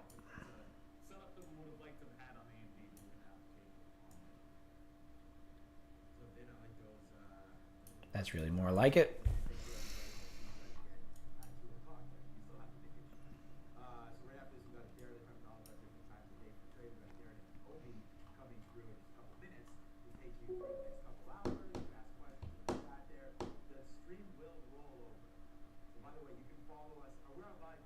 Interesting. Yeah, that's what happens with me on combines. I oversize on combines. I kind of work on some stuff too with them, especially when I'm funded in one. I kind of give the other ones more of a, I should do a little bit more seriously, but I trade them either overnight sessions. I work on some sizing stuff, slower markets, different types of trades, just to see what I could do. And then if something starts to work, I'll try and hammer it more. And then I'll pass an account that way. And if I do that, then I may include that into my playbook. But right now, just kind of doing what I'm doing now is the edge that I have is being patient for these levels to happen. My journal is my YouTube recordings. So I used to write everything down. And then I would have just pages of like weird notes. So I go back and I watch the trades that I actually execute on my YouTube because they're all recorded. They're all in there. Yeah, I'll rewatch. I'll go on to my YouTube like So I usually go to work at 2. At some point during the workday, if I'm just have nothing going on, then I go onto YouTube and I'll watch them, or I'll watch them when I get overnight. Kind of just how could I have trailed this better? How could I have entered better? Or did I follow my plan? Or did I not follow my plan? Most of what I'm more concerned about is what my emotional state is. That's what I might start writing down once again, because I do kind of try and talk it out on the stream here and there. I'll say, okay, today my fucking neck hurts, or today I had a hard time in the morning with my kids, or I didn't sleep good because the kids were, whatever. So I try to like narrate what I'm feeling and what I got going on. But at the same time, sometimes that doesn't come out because you're so focused on what you're trying to do here in execution. So I may start to just, write that down and kind of keep a daily log of more of an emotional journal than actual executions, because I know my executions, I can see them, right? That's what I tell people too, if they can't get into writing things down, handwriting them or typing them into, like, say, TradeZella or TraderSync or anything like that. Yeah, I have that same thought, is that the bullishness is here because I just showed how I price in stuff. And the last 2 economic release data points are indicating that rate cuts probably happen on schedule, as opposed to kind of holding off longer. I know Jay Powell yesterday said in his speech that he's kind of hesitant on cuts, but at the same time, I don't think that's true. I think that especially in an election year, they're going to try and do whatever they need to do. And we've broken above our downtrend channel that we've been in for, since, let's call it the end of March, the 20th of March. We've been in this downtrend channel. Yesterday and the day before, 2 sessions ago, we broke down below the upward channel. We tried to re-enter it once, tried to fail it again, came back into it yesterday, and now we're above the uptrend, that longer term uptrend, and also above this channel. So there is that bullish sign. And like I said, the last 2 economic release numbers pushed us up into different levels that are interesting to be noting, right? I think if we make a new lower high here, this kind of confirms that. Yeah, be done. Well done. Good work. Keep passing those accounts and keep taking payouts. It's all worth it. I think leveraging these prop firm accounts while they're still here, while they're still able to be, that's what you need to do. You doing the single day pass type entries and stuff? Is that what you're looking to do on these? Because you blew 2 yesterday, so you got 2 pass today.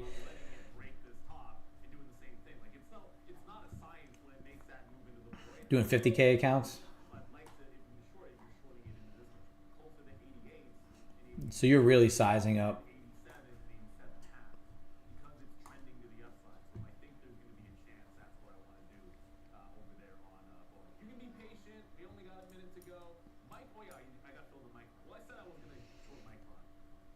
This is how I use my combines. You can see a ton of orders down here. That's why it's drawn down so much, just based on oversizing and trying to use these levels. But if I could see this break above here, I'm not going to take this on my express funded, but I'm going to look to see if it gets above 14, if it's going to rotate back up to the overnight high and beyond. That's kind of what I would look to take for this, just like a test run type trade.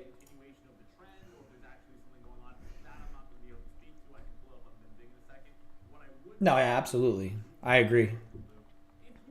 You don't have to trade combines differently. You can trade them normally. It's just going to take you longer to pass. Just like my buddy Ray. You can do it. I think it's good, especially if you're newer in the future space, to develop good habits and not blow through funded account, combines, challenges, whatever. Do it. But if you've done it and you've done it and you've done it, just, understand the setups and just, you could pass through these things and then try and work them and, go back to your normal strategy. It's all about back to your normal strategy if you can do that.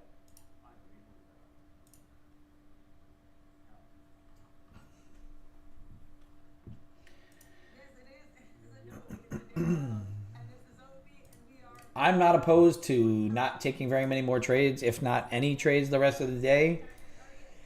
I have 1 hour remaining in my trading session, and I'm only up $24.40. But that's 2 trades, right? 1 trade down, 1 trade up. Basically, a square day. I made $2.95 on that on our first. So I gotta put those in there. Let me do that quick while nothing's doing for me. The first trade we took was 532.25. At what time? 532.25 at 8:45:01. Yeah, so we got in and out on the same candle, right? 8:45:01. No, that was the exit time. Entry time. Oh, I make my own coffee, man. Day Trading Coffee Co. I don't gotta buy it on the way. I just bring it with me. I'm gonna bank that $24, man. That's huge money. I'm more happy with the executions and the process. Like we said yesterday, it's all about the process. The money's going to come, and if I can have my low days be $24 and not be negative, I'll fucking take that. If you told me every day that I would make $24.40 and I wouldn't have a red day, I'll be happy to see this continue on, right? 439, 844.39, 844. We tried the short there. We'll do this. Trade 1.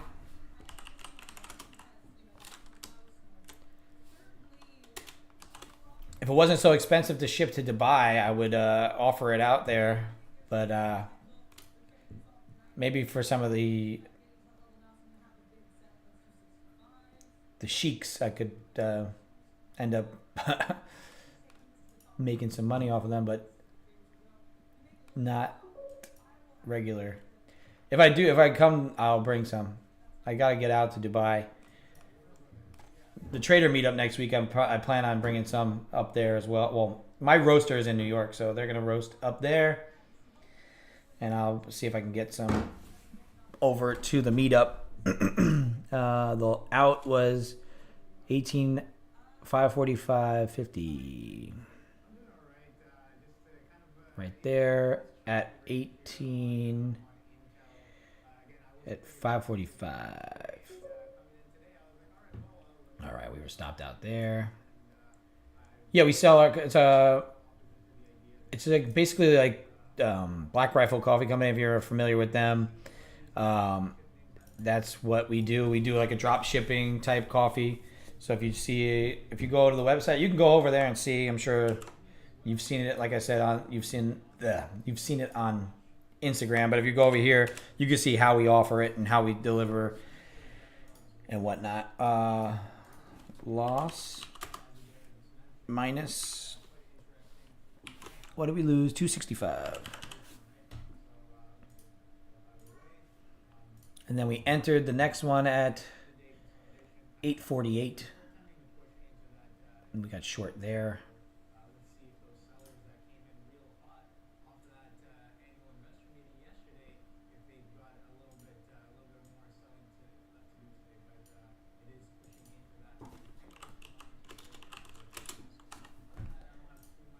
And then we took off at 513.50.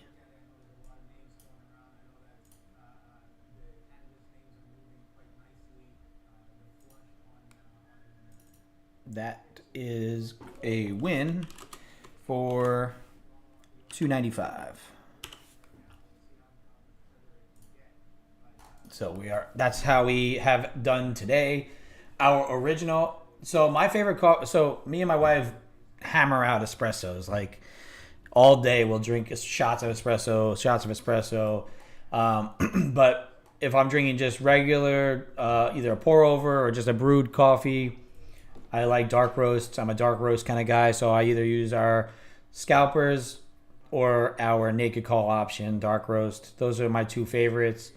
All of them have really good flavor notes though, so even though I'm not normally a light roast or a medium roast drinker, we have a Guatemala that I really, really like.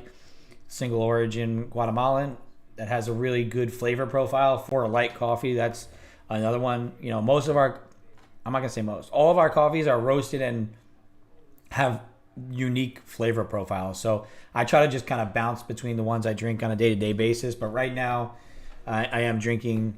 I had the short squeeze espresso for the day, and then in here is the Scalpers Delight Dark Roast. That's what I'm looking. That's what I'm drinking here. So it's been fueling my days, to a nice $1,000 a week. If I can make $1,000 a week on these accounts, I'll be happy. And then just as we grow it, we'll start to scale the size, and then that can grow the size of it.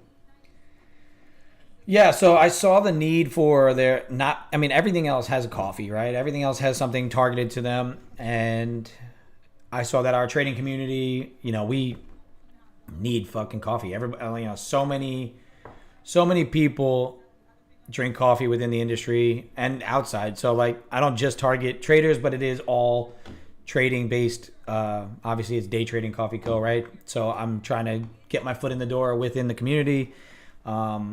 That's what I targeted with this company. But so I tried to name all the coffees myself. I did everything by myself. The only other help I have is my wife, who does a lot of the Instagram, social media pictures, and she manages it while I do everything else. But the naming of the coffees, they were all very, I thought them out as far as their flavor profiles, what kind of, caffeination level they have, and then pairing that with a trading name or whatnot. So each name has something to do with the flavor profile, the caffeination level, and how you would. Now I use Squarespace. Squarespace, yeah.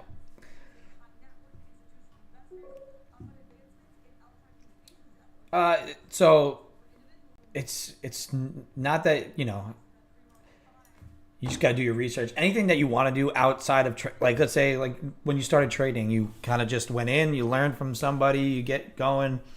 It's the same way in any industry that you want to get into, whether it be coffee, trading, fucking policing, whatever it is. You got to get in. You might know nothing about it, but if you have a passion for it, like all I ever did was drink coffee. And I was always interested in, I would consume a delivery service because I would have them deliver coffee to my door, and I was like, how can I, take a small piece of that pie and learn how to, do it. So that's where I first started getting the interest into it, and then started to build a knowledge base around it, doing research and all that, and then kind of just going with it and seeing where I could take it. So we're in the early stages. Obviously, we started it this year, so early stages of it, just trying to get our foot in the door, get out there, get our name out there as much as we can, and then hopefully grow it as the years go on. Yeah, and I get some wholesale pricing for myself, which is nice. It kind of limits it kind of balances itself out because I spend a lot on, trying to advertise and trying to develop and brand and stuff. So, I do save a lot of coffee, but I save a lot of money on my actual purchases, but at the same time I spend probably the equivalent that I would have spent on actual just buying coffee from somewhere else. So it's a double-edged sword, but I love it. I mean, it's a passion project for us. So it's something that's cool that we can kind of develop and build over time without a rush of, having a ton of overhead, since it is a delivery service. So we don't need to have a brick and mortar, but we do actually want to eventually open our own shop as well. So that'd be kind of a couple of years down the line if we could develop the brand and everything to start opening actual brick and mortar locations. I would love to have it be like a shared trading space as well. So not only would it be like a coffee shop, but it would be a trading space type deal too. It would be like a WeWork type, but with trading. I don't know if you ever seen like Trade Club. They have that in Miami, something like that, but coffee shop where not just traders come, but regular everyday people or business types or anybody who want good coffee, come over to our shop and take that way. So that's the next step after we start to really get our foot in the door within the industry, because it's a tough industry for sure.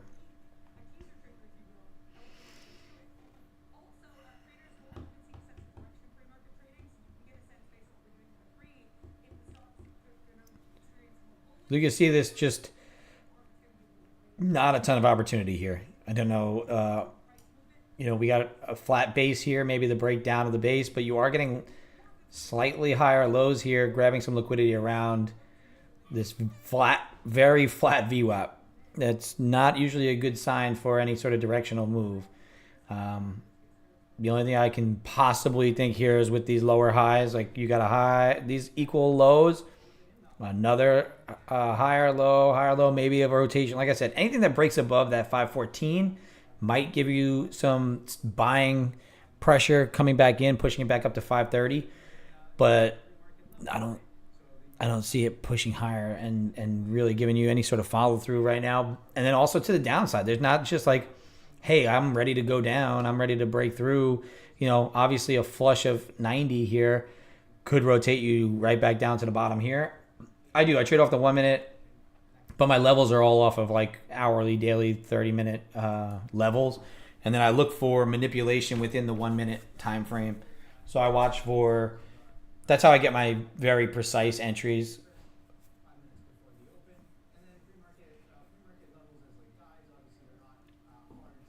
Because like right here, I'm looking at the 1 minute here, but at the same time, I know this is a 5 right now because I switch it between, I switch this between NQ and then I have like, Apple or Microsoft on top. So I switch this, but most of the time this is on my 30.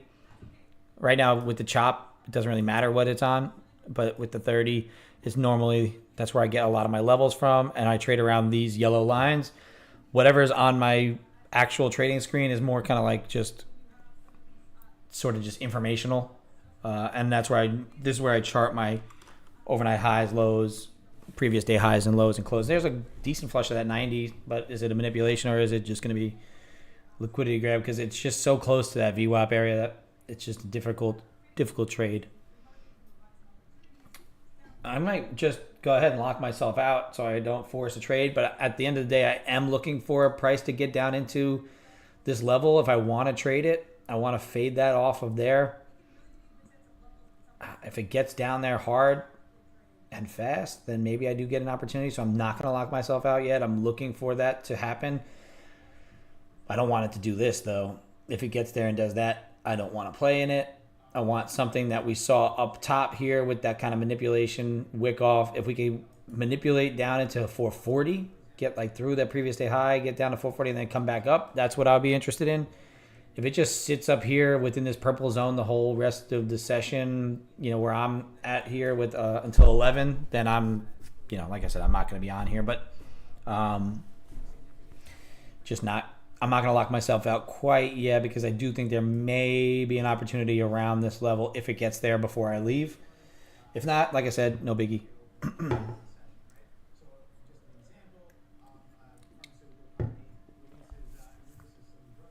Can't be mad at a day where you're still green. You were down some, recovered. I don't like to, that's a big thing for me that ends up happening sometimes. I'll go red to green and I'm like, all right, I'm going to go bigger green. And then I go back red.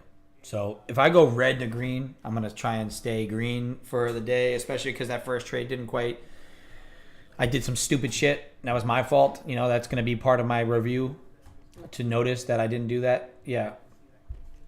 Because preventing a day where I'm down to, I'm still over $1,000 for the week. I'm not trying to go into Friday giving much of that back, right?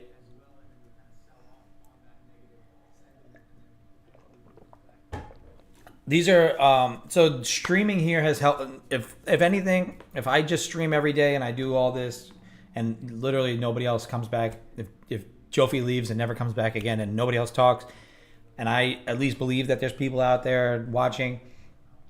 At least if I'm talking it out and I've already improved myself by a miles just by being able to be on here, talk through what I got going on, going back onto YouTube, reviewing some of my trades, trying to share some of what I'm doing, because it helps build the discipline that you need to do this long term, right? Because a lot of times, if you get off of here and you just start to hammer buttons, it's just, there's no strategy to it, there's no edge to it, it's just gambling. And it helps be accountable. It also helps, like, as I always learned, I played baseball for a long time. played college, played like really low semi-pro nonsense. Was just bad enough not to make it. But once I started teaching and giving other people like quality advice, either to younger kids or to my peers, that's when I started to improve much more, because you start to teach and you pick out something in somebody else, or you start to really understand the dynamics of a swing or pitching or playing the infield. Every little part of the game has little dynamics that when you start to teach it, you start to focus on those things way more hyper focused on your own stuff. So just teaching it here, taking that over into what I do now and being able to explain it in a concise manner that actually makes sense, right? Like, for people to find opportunities in these areas, right? There's literally, you could click the button every single second, because it looks like there's opportunity, especially when you come down into this 1 minute chart. I try not to let the 1 minute chart manipulate me, right? If you can not let this chop manipulate you, if you can use some of these other time frames and use this 1 minute chart for entry criteria, then that's when you start to get a little bit better. But to be able to teach it, and like you said, you can only master something when you teach it. I think that's definitely the case. I think some people think that they need to keep their edges a secret, or they need to just do this on their own. And I think it just gets to be a point where, a lot of people are like, oh, why do all these people sell courses or what? Obviously they sell courses to make money, right?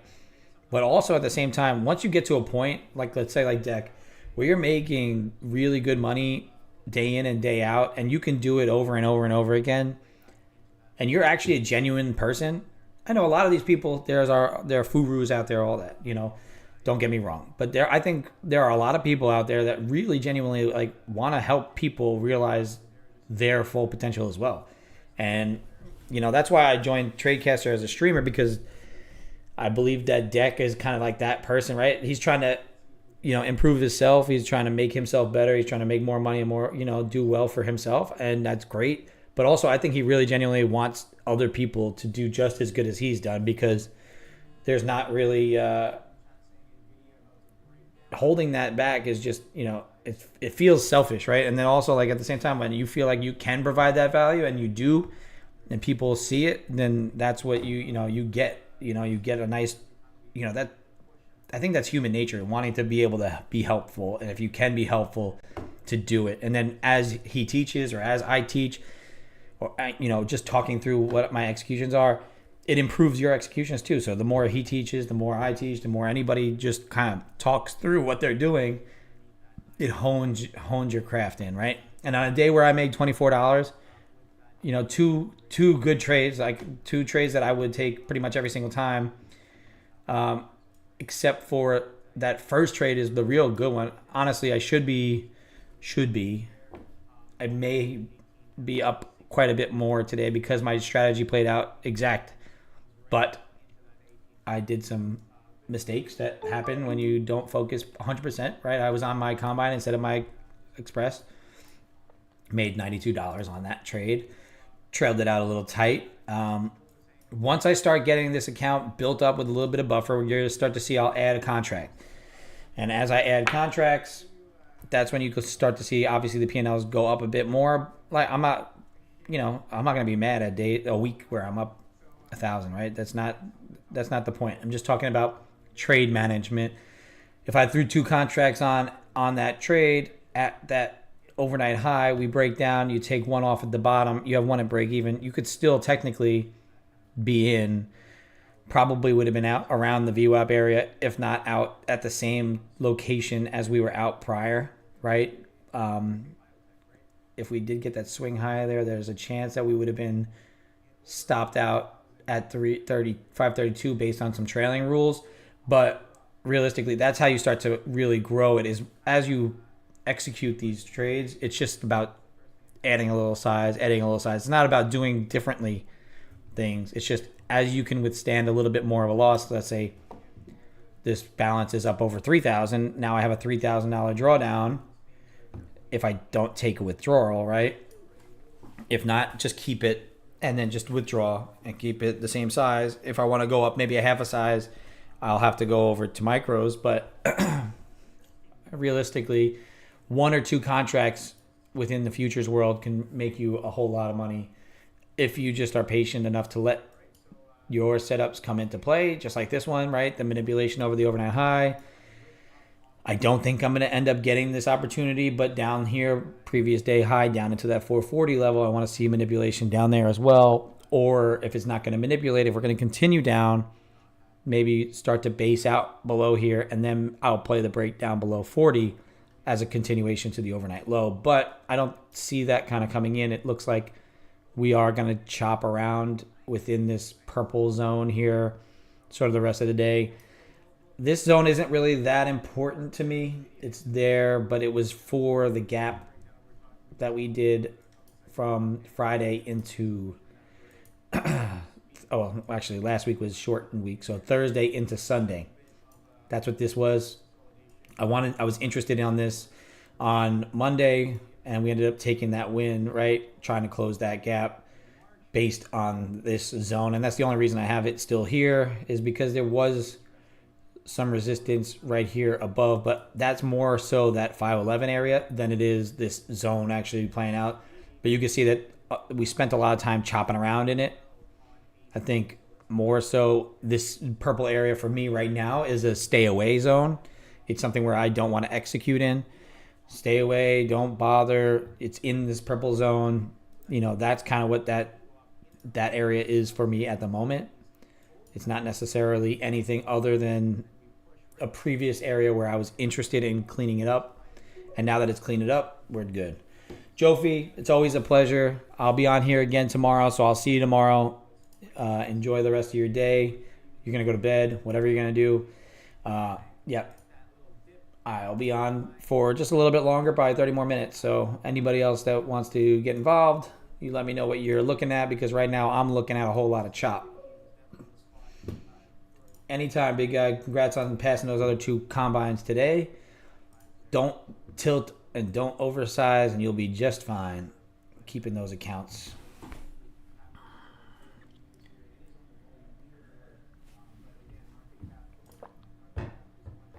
Anybody over on YouTube, hit the like button, subscribe, do whatever you got to do over there. Also, hit that link in the chat or in the bio. Head over to tradecaster.com. Sign up for your 7-day free trial. Once your trial expires, you can still visit and view what I'm doing here.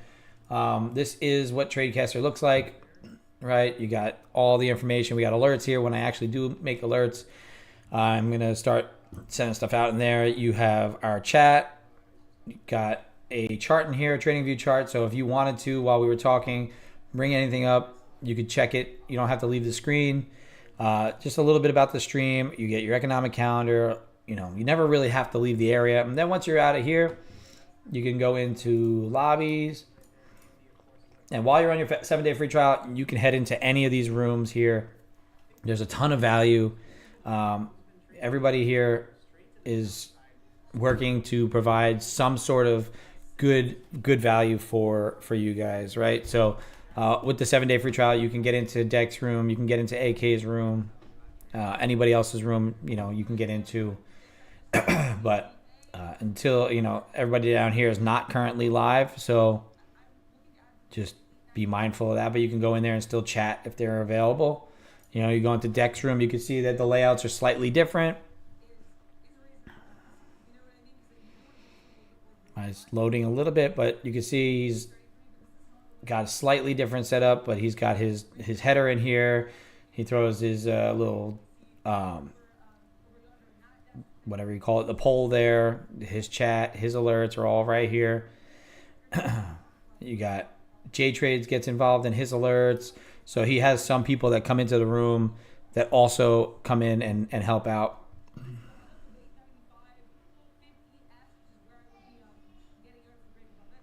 Looks like Active Trader. Come in, join any one of the 10 live streamers now. Go to lobby and join me or anyone else. Deck is gone to Utah until Monday. So he's not in today. Active Trader popped in through his little chat in there. So Active Trader.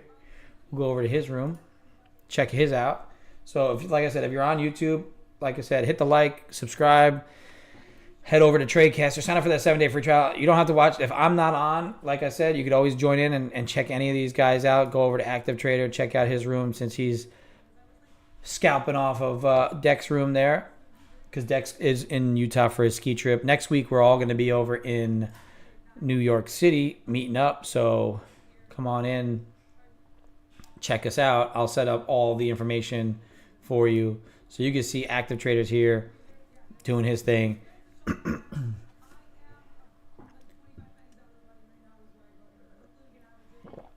Everybody has different ways that they set up their stream, what they're trading, right? Active Trader looks like he's trading ETFs at the moment, right? SPY, SQQs, and Tesla he's got pulled up, right? So you got his setup a little bit different than mine. Everybody's got it slightly different, but at the end of the day, this Tradecaster.com is a fantastic tool for anybody who's interested in improving their trading game, right? And getting better at doing this full time as much as you can, learning as much as you can, because there are video classes in there as well that Deck has thrown up and all that stuff. So there's tons of value in there. So if you haven't seen it, haven't came over, haven't checked it out, just check it out. You know, it doesn't hurt to sign up for that free trial and come in and just take a look. Overall, like I said, for me, I am kind of pretty much not seeing anything for the rest of this session. I stream 8:30 till 11 every single day, live on YouTube and on Tradecaster. I think right now it's kind of very, very choppy. A little bit of a recovery from this big jobless claim news release here. This is what that big run up is at 7:30. Everything now has just been a slow grind to the downside. We are below VWAP, so anything that's short, possibly. I mean, maybe if you're looking at some equities that are out there right now, NVIDIA holding lows, but it's approaching that 892 level, which is a bounce point for it. Apple rotating higher, just broke high of the day actually, and is just kind of sitting there, but it's not moving quickly. Microsoft wicked off 427 early in the day and now is trying to approach it, but hasn't quite made it back up to the top there. So could rotate back down to 425 even. We'll look at Tesla. Tesla rocking and rolling. So if you are trading equities, like I said, the Tesla is the leader at the moment. Currently, this is Tesla right there. Maybe I have to get myself a little stream deck or something that'll help kind of with these hotkeys, but you can see Tesla relatively strong comparatively to the NQ. Like I said, Microsoft looked like it wanted to get over that 427, but hasn't quite made it there. Apple breaking highs, could possibly go up to that 171.83. A lot of times over the last few weeks, it seems like Apple and NVIDIA are inversely correlated. So anytime Apple pumps, NVIDIA seems to kind of roll over some, and it seems like that's kind of the case right now. NVIDIA has been pushing downside down to that 892, while Apple, not AAA, AA, is rotating back up to highs, right? So it's an interesting thing that I've noticed over the last few weeks that there are days that it does do that. Meta, Amazon. So everything's kind of trying to push high a day. So maybe that rotates the NQ up, but Microsoft still holding below 427 and NVIDIA pushing lows does lend us to stay below VWAP.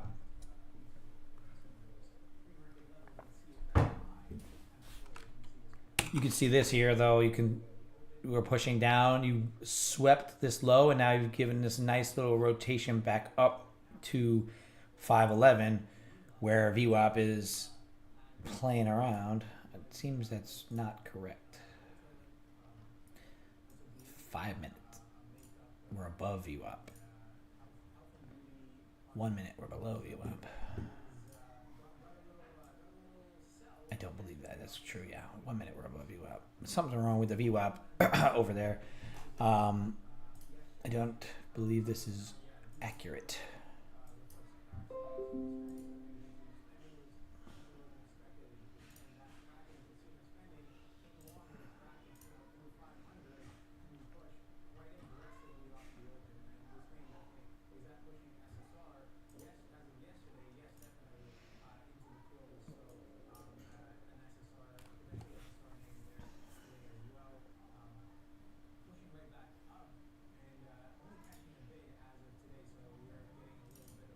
Our delta trying to push back above, didn't quite make new highs.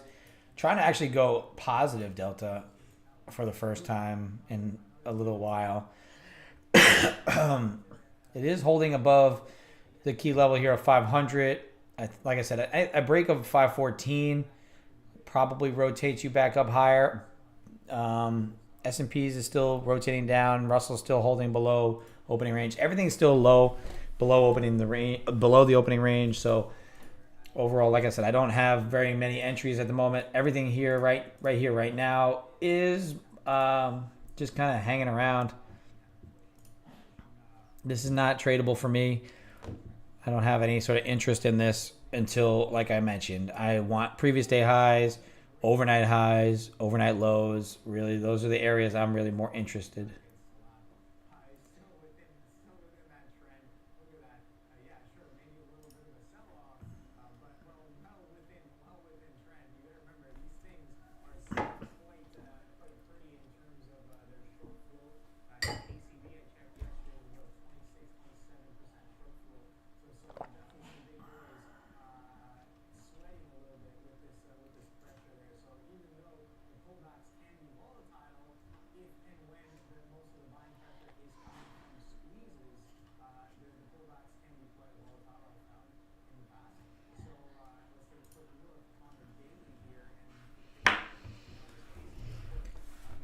Yeah, so really gonna probably end the day here just basically even, right? 24.40.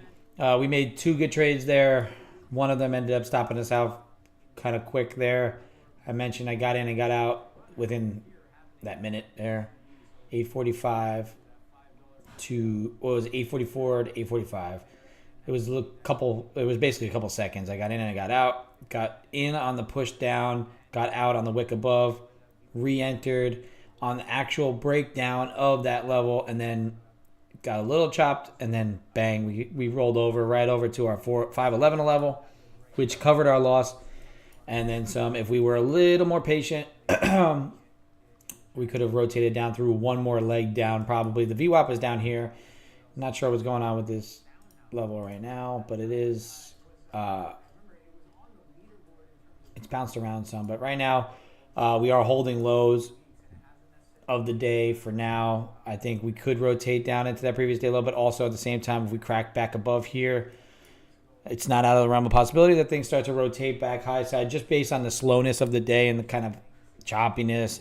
And on my 30-minute chart, the 500 level has been wicked once, twice, three times, and now we're holding above 500 in this new 30-minute candle that we're in right now. So if this 30-minute candle starts to rotate back above, and like I said, above 510, 513, this level here, I'd say that it starts to break back up and rotate back into that overnight high level. I apologize for the cough. It comes and goes here.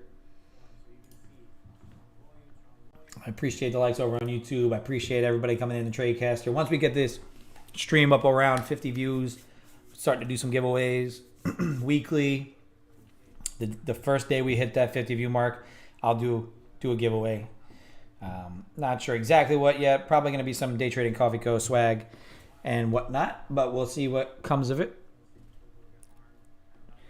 We have done a giveaway at 25 viewers. We gave away a free month of Tradecaster membership, which was pretty cool. Very nice to be able to give back to anybody who comes in here pretty frequently and supports the stream.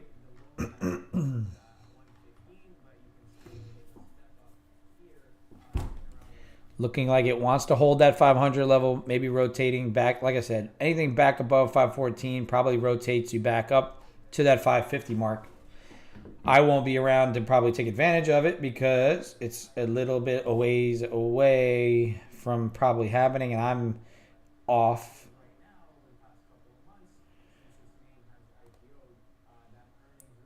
Wednesday, April 17th, Friday, April 26th, Friday, May 3rd. I'm already working those days.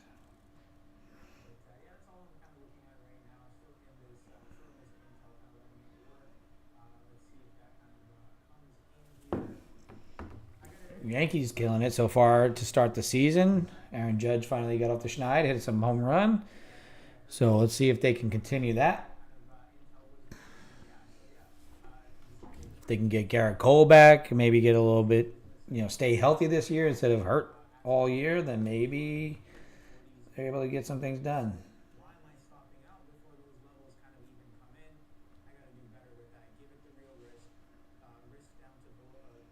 Defending National League champion Diamondbacks as well, so not too easy opponents with the Astros and the Diamondbacks to start the year, but to start the season off 5-1 so far, not too bad. Can't complain about that. I'm gonna try and be a better fan this year. It's difficult from a different state now. Nvidia's still rolling downside. Looking like it wants to attack that 892 23 level.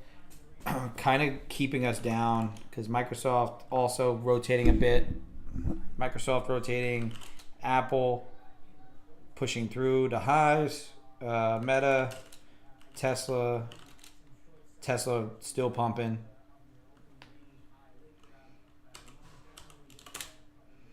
If Nvidia catches a bit at all off of 892, then you could probably see the NASDAQ start to rotate back up.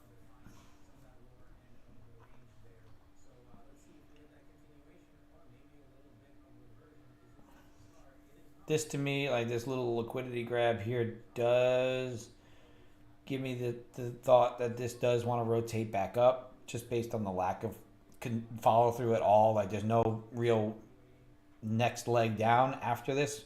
So it looked like it wicked down, grabbed some liquidity, started to make a U-shape back up, kind of looking to get back into that 511 area here once it's above that.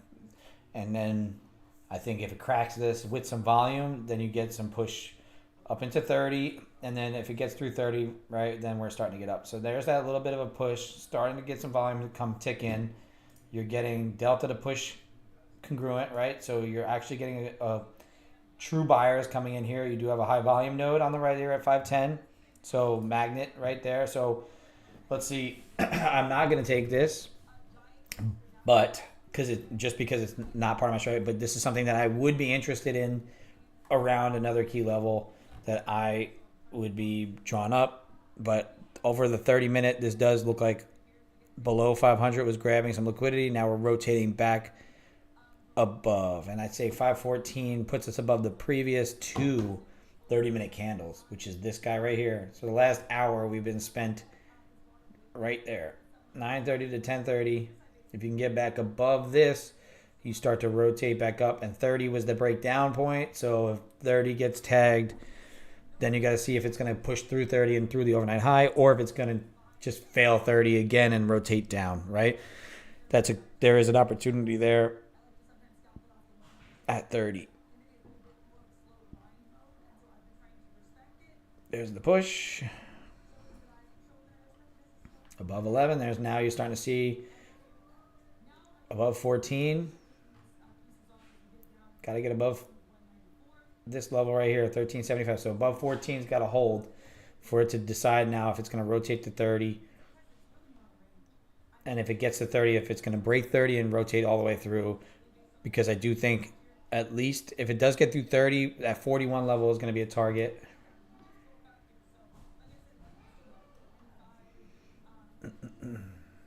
Yeah, so there you go. We're starting to get to the other side of this. If it fails it now, though, and then rotates down, then that's another story. But really, it seemed like with this grab here, this liquidity grab below this zone, you had some congestion here in that leg up. You kind of held above it, grabbed some liquidity below, and then just kind of lingered here. and now started to push to the upside. So this next push needs to have a close above here, above 14. Then the candle after that probably gives you a nice little pop. There you go. Push above. So just talking through price action kind of gives you that good analysis of what probably is going to happen here. Could I have taken this trade? I could have, because this 511 level is a pretty important level to me with very minimal risk, right? 511 down to 5. I mean, only a couple points here. I could have risked $100 to make probably a good 250, 300 or more, right? So from 511 to 21 to 31, 20 points, $400. So that's a 4-to-1 risk to reward. And beyond, if it does decide to get up to 41, that's another,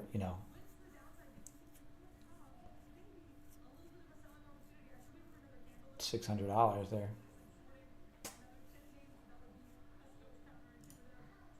Delta's acting within the same direction, so.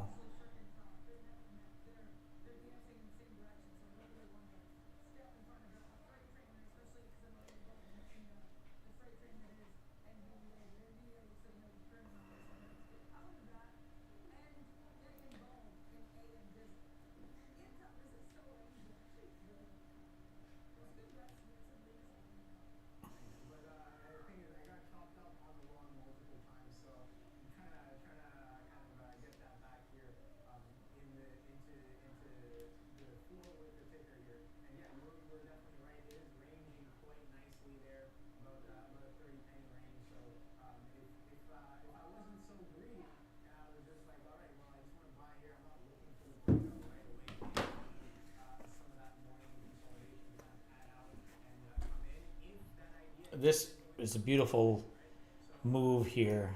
You can see this once this kind of cracked through down this area. I apologize for that. Kind of give you that last little flush, and then once it broke back through on this end, you really limited your risk down here as well. So once you start to see that rotation back through here, that was a real good long. But like I said, anything over 14, I think rotates to 31 or 30. And if it gets to 30, you got to watch it, be sure, because that is that breakdown point from before. But if we continue through 30, I don't see why the overnight high doesn't get tagged again, and maybe high of day.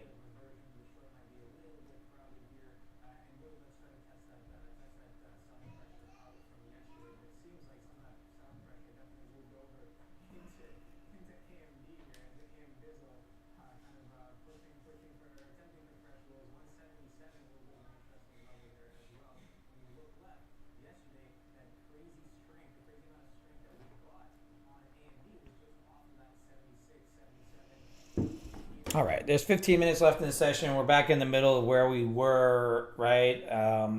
If I was thinking of taking anything, 511 to 520, that's a 10-point W right there. I'm not really looking to take anything anymore. I'm going to hit the lockout button, bang, manually lock out. Some people might say, why are you going to lock out with a $24 day? You know what, it's not a losing day. I went red to green. I took one loss. I took one win. We be good. We're chilling. I'm all set and ready for Friday to end this week off right. We have 4 for 4 winning days here. I think being happy and content with sitting here all day, taking the executions that I took, being mindful of these areas that could have caused me some headaches and just stayed away from them was good for me. Being able to possibly short this was an interest, but like I said, I'm not interested in middle of the zone, close to VWAP, close to a 500 level, right? That's a psychological level. Watching this final breakdown fail to continue does give you that idea that, hey, look, you can see it's like a failed breakdown. Every other time it just chopped right back up, it got hammered. But this time it kind of built some momentum into the push. Then you got that secondary breakthrough. And, if you wanted to cheat and break through the, or even use that 500 level as an entry point, right? Buy above 500, or even in that, but I said any sort of break of 514 is going to give you that next leg. And you can see that break above 514 there now starts to push this in a more vertical direction. I think really more so you got that break here, that first break, second break. Now you need to see up into that 31 level is where there was that interest on the short side, right there. So being in that zone there is what's going to be that target from 11 to that purple zone. And then if it breaks through that area, let's say overnight highs get tagged, and then you may get that next leg up to that 600 level. Because there's a lot of time left in the session. I just don't have a lot of time left in mine. So these are just things that I would watch if I was moving forward in the rest of the day, like anybody else that's kind of watching right now. If you are watching on YouTube, hit the like, subscribe, get alerted. Talk about a lot of these levels. If you want to take the trades, just because I'm not taking them doesn't mean that they're not valid trades, right? I talk through levels. I talk through how I believe price may act through some of these zones, and then you can make your own choices as you see these levels come into play, right? We're back above UAC, back above a zone. Maybe that break, retest of this area, breakout, right? It acted as support here. It acted as resistance here. It was resistance back here. Once, twice, right? So potentially does it act as support here if it comes back to it? Maybe look to see if you could play along with it up against there. These are things that you just got to think about as you're going through your trading session, right? So just be mindful of it.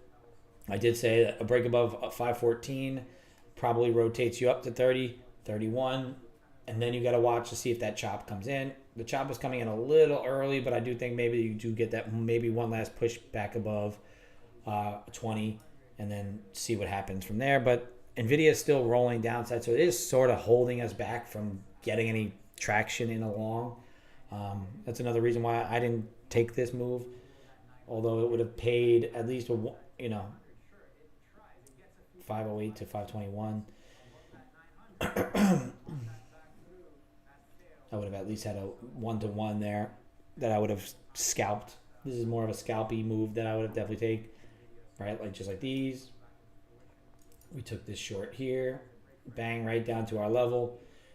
We took this one, got wicked out on it, then it rotated. So really, if we didn't get wicked, we probably only have one good trade today, and we took it off. We would take it off here for just about 295.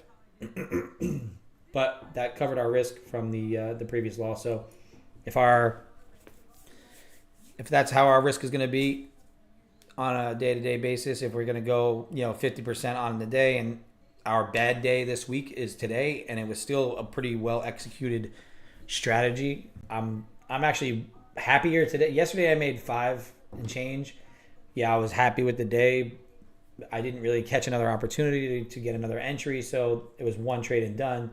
Today, I was happy to get that loss, get it out of the way, still see that my setup was valid, and execute the next good trade that was actually there, and be able to not only cover my loss, make it back, go from red to green, and then be patient enough to see that I didn't really have another real good opportunity for myself and to not hammer in. So, sticking at 24.40 in the past where I'm like, oh man, I'm only up, a 20 spot. That's not red, right? So in the past, I might have had to try and FOMO. And yeah, I might have caught one of these winners. But also at the same time, I could have just tried to play this breakdown and it failed. And then I'll be like, oh man, I just went from green to red again. And I tried to play the breakdown again and it wicks me out again. Then I finally hit one and I, get tight because, you start to get on tilt. So the further away I can keep myself from tilt, the better. If this would have wicked me out and I would have been down, because I moved my stop down to 100. If I would have been down 365, I limited myself today to a $500 loss. If I would have got close to 500, if I got 2 straight losses and I didn't see another good setup, I'm going to lock myself out, get myself away from the tilt mode, and go from there. So right now we're locked out. 10 minutes left in the stream. If anybody's got any questions about setups or anything that they're seeing, let me know. I think that, like I said, a break above 514 tags that 31. It looks like we're right into that now. So if you took that trade, good on you. Like I mentioned, it's just not part of my playbook right now. So it's just not something that I'm willing to play the risk quite yet. I was thinking about doing it on my combine just to see if it played out, but obviously I didn't take it. You see, this is the only trade I took, and then obviously in my combine I'm up 92 because I accidentally took that first good trade on there. Top Step X. I'll say this every day. Manually locked out. Account manually locked out. There's a button next to my P&L bar, daily loss limit bar here, that you can't see because I've expanded it just so you can see just enough of the screen, where it allows you to lock yourself out, and I can't unlock this until 5 p.m. when the market opens again. So it's a fantastic resource. I'm so grateful that Top Step decided to implement something like that. It's just something that you need if you personally, like, if I can trade, I'm probably going to trade. I'm probably going to click buttons. So especially if I see something later on in the day and I'm like, oh man, I'm going to run over to my computer and see if I can get myself a good setup.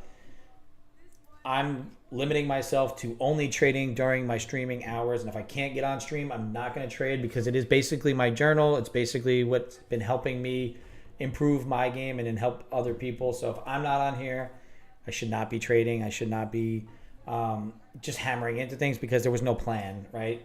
If I did not plan it, I should not be trading it. It looks like that 30 level got touched.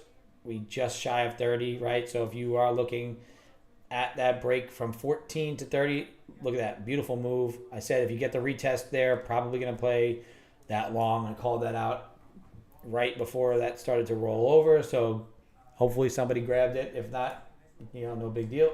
But just starting to see how the levels play out, understanding that we had a big leg down, a base, a breakdown, a base, a breakdown, a base, a breakdown that didn't quite follow through like these other ones, right? It only went for about a minute, kind of held here, tried to push lower, and then started to accumulate, a new base, but then it started to make higher lows, higher lows, higher lows. I was mentioning that these higher lows here would indicate that it's probably going to look to rotate higher.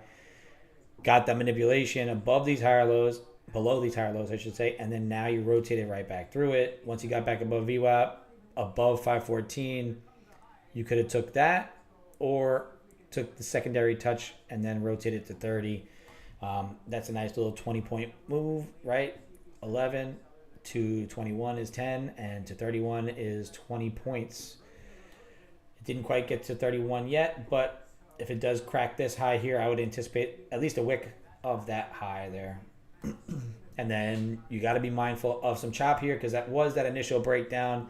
But with this stair-stepping upside, meaning I believe that there are some buyers that are continuing to get into here till it's 77% long. So that's another thing to possibly be mindful of, that it may not follow through past this point here and may start this sort of chop consolidation once again. So I'm going to use the bathroom and then I'll be back for closing thought.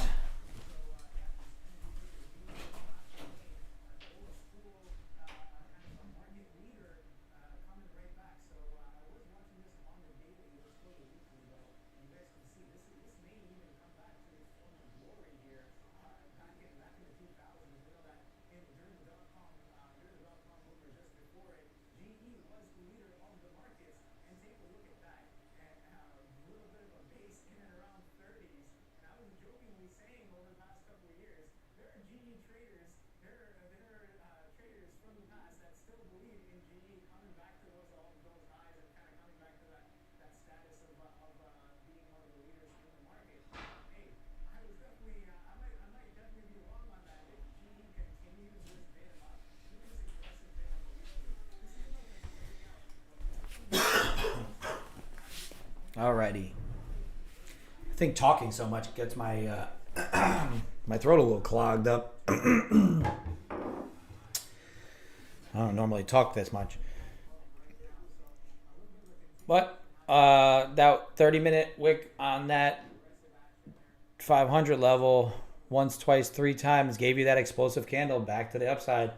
It's not explosive looking on the 1 minute, but if you look at it on a 30-minute, it looks like a nice big bullish candle to the upside, right? So that's what I was mentioning. I do watch this. I have this on the side. I show my 1 minute screen because that's where I'm executing on.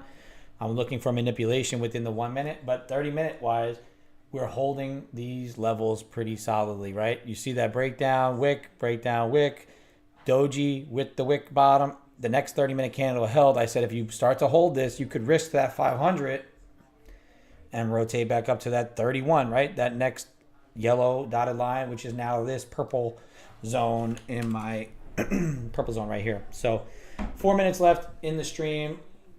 We're going to end the day green again, although $24 green. I'm still very proud of the day that we had because I was able to kind of talk through some of these levels, understand how these prices were going to move, but they were not setups for my play, right? The big setup came right there early in the session. I would look for this manipulation, took the trade, accidentally took it on a combine instead of my funded account. Transparency, that happens. I just wanted to be honest about what was going on. Screwed that up, and then I said, I'm not chasing it. I'm not looking to enter just because, I didn't want to enter down here or over here where I took it and then be kind of outsized on my risk. So I waited for the breakdown, got it, and then got wicked right next candle. So I was patient again, waited a couple more minutes, finally got a good breakdown, took the short, got the good break, and then took the W down here at 511. Overall, the setup was my A-plus setup. I had to take it, had to see if the follow-through was going to play out, which it did. Usually I'm looking to rotate overnight high to overnight low with the first target of VWAP. You can see we hit off on VWAP pretty much, without an issue within an hour. That's just a long trade for me to be holding. A lot of times I want to see this be a little quicker, but I'm going to work on trying to hold this a bit better, maybe letting it give me some back. But that's when I can size up a little bit, or if my account drawdown is a little bit wider. Once I went red to green on the day, I didn't want to give much more back. Yes, that's trading P&L, so it's not the best. But overall, I think trade management-wise, that was just, I noticed that 511 was that key level. As a scalper, I think you kind of just got to take advantage of the key levels and then move on. Moving forward, we got this chop down, based out. I called out that this was probably liquidity sweep as we started to see this start to U-shape up. Got above VWAP. I mentioned over here that if we got above 514 this wick, you'd start to see the rotation from 514 to 531, and you'd probably run into some resistance here at the base of this 31 level, which it doesn't seem like right now, right? So it seems like it's gaining momentum through this 31, but I would be cautious based on NVIDIA. It's at a bounce point, so if it does actually bounce here, then it could shoot this off to the high side. But also if NVIDIA flushes this 890, then this probably comes back in. So I did mention that this looked like a liquidity sweep, rotate up, which it kind of looks in hindsight great, but if you rewind, I did call it out. I talked about it. So anybody looking to take that, hopefully they did. We're on the other end of this move. If you were patient enough to wait for the retest, you could have gotten in at 511 and had literally no risk, 2-3 points, and rotated from 511 up to 31, giving yourself 20 points. And then now if you're trailing, be mindful of this zone here. You could secure some if you have more than one contract on, or, understand your trailing rules, maybe be below here, and beyond. So as of right now, I'm done. Stream's over. Got to get ready to conquer the day and go to work, do the day job. As this stream progresses over the years, hopefully I'm on here for years to come. Building up these accounts, growing them, taking withdrawals, making this a bigger and better community. Next week, Friday the 12th, we will be in New York City for a trader meetup. If you are on YouTube or if you're on Tradecaster, head over to 230 Fifth Avenue next week, Friday the 12th at 5 o'clock p.m. Eastern Time. It's going to be a great time. We're going to talk trading, talk life, just build this community bigger and better than ever. It's a free event, so come on out, meet up with the streamers, meet up with some of your fellow members of Tradecaster. And if you're just on YouTube, don't be afraid to subscribe for that 7-day free trial and come out to the meetup as well, and you can see what we're all about. As always, daytradingcoffeeco.com. Use code policingpips for 15% off your order every day, all day, and you'll be, very happy with the kind of coffee that we get out to you. It's freshly roasted on order, 10 different types of roasts. We got mugs, we got stickers, we got shirts. You name it, we got it. It's a community of trading members. So if you're into coffee, check it out. Eventually, as we grow, percentages of our sales are going to go to funding underfunded traders by first giving away combines and stuff like that within the futures community, since I am a futures trader. But as we grow and as that fund gets bigger, we're going to start to give away cash accounts and partner with brokerages. So look out for that as we grow. So if there's no more questions, comments, concerns, or anything like that, look out for the trader meetup tomorrow morning, Friday. We're going to end the week green. It's just how green will we end the week, right? We're not trying to give much back. Fridays are a capital preservation type day. So look out for tomorrow to be just another day looking for overnight highs, overnight lows, looking for a nice little setup and try to maximize our gain on the day. Hopefully we could either get a move the way we did there or maybe capitalize on something like this that we just called out as well. So hope everybody has a great day. If you're not going to be on tomorrow, have a great weekend, and I'll see you guys tomorrow, 8:30 a.m. Central Time. Be there or don't. Either one. I'll be here. I'll talk to you later. Peace.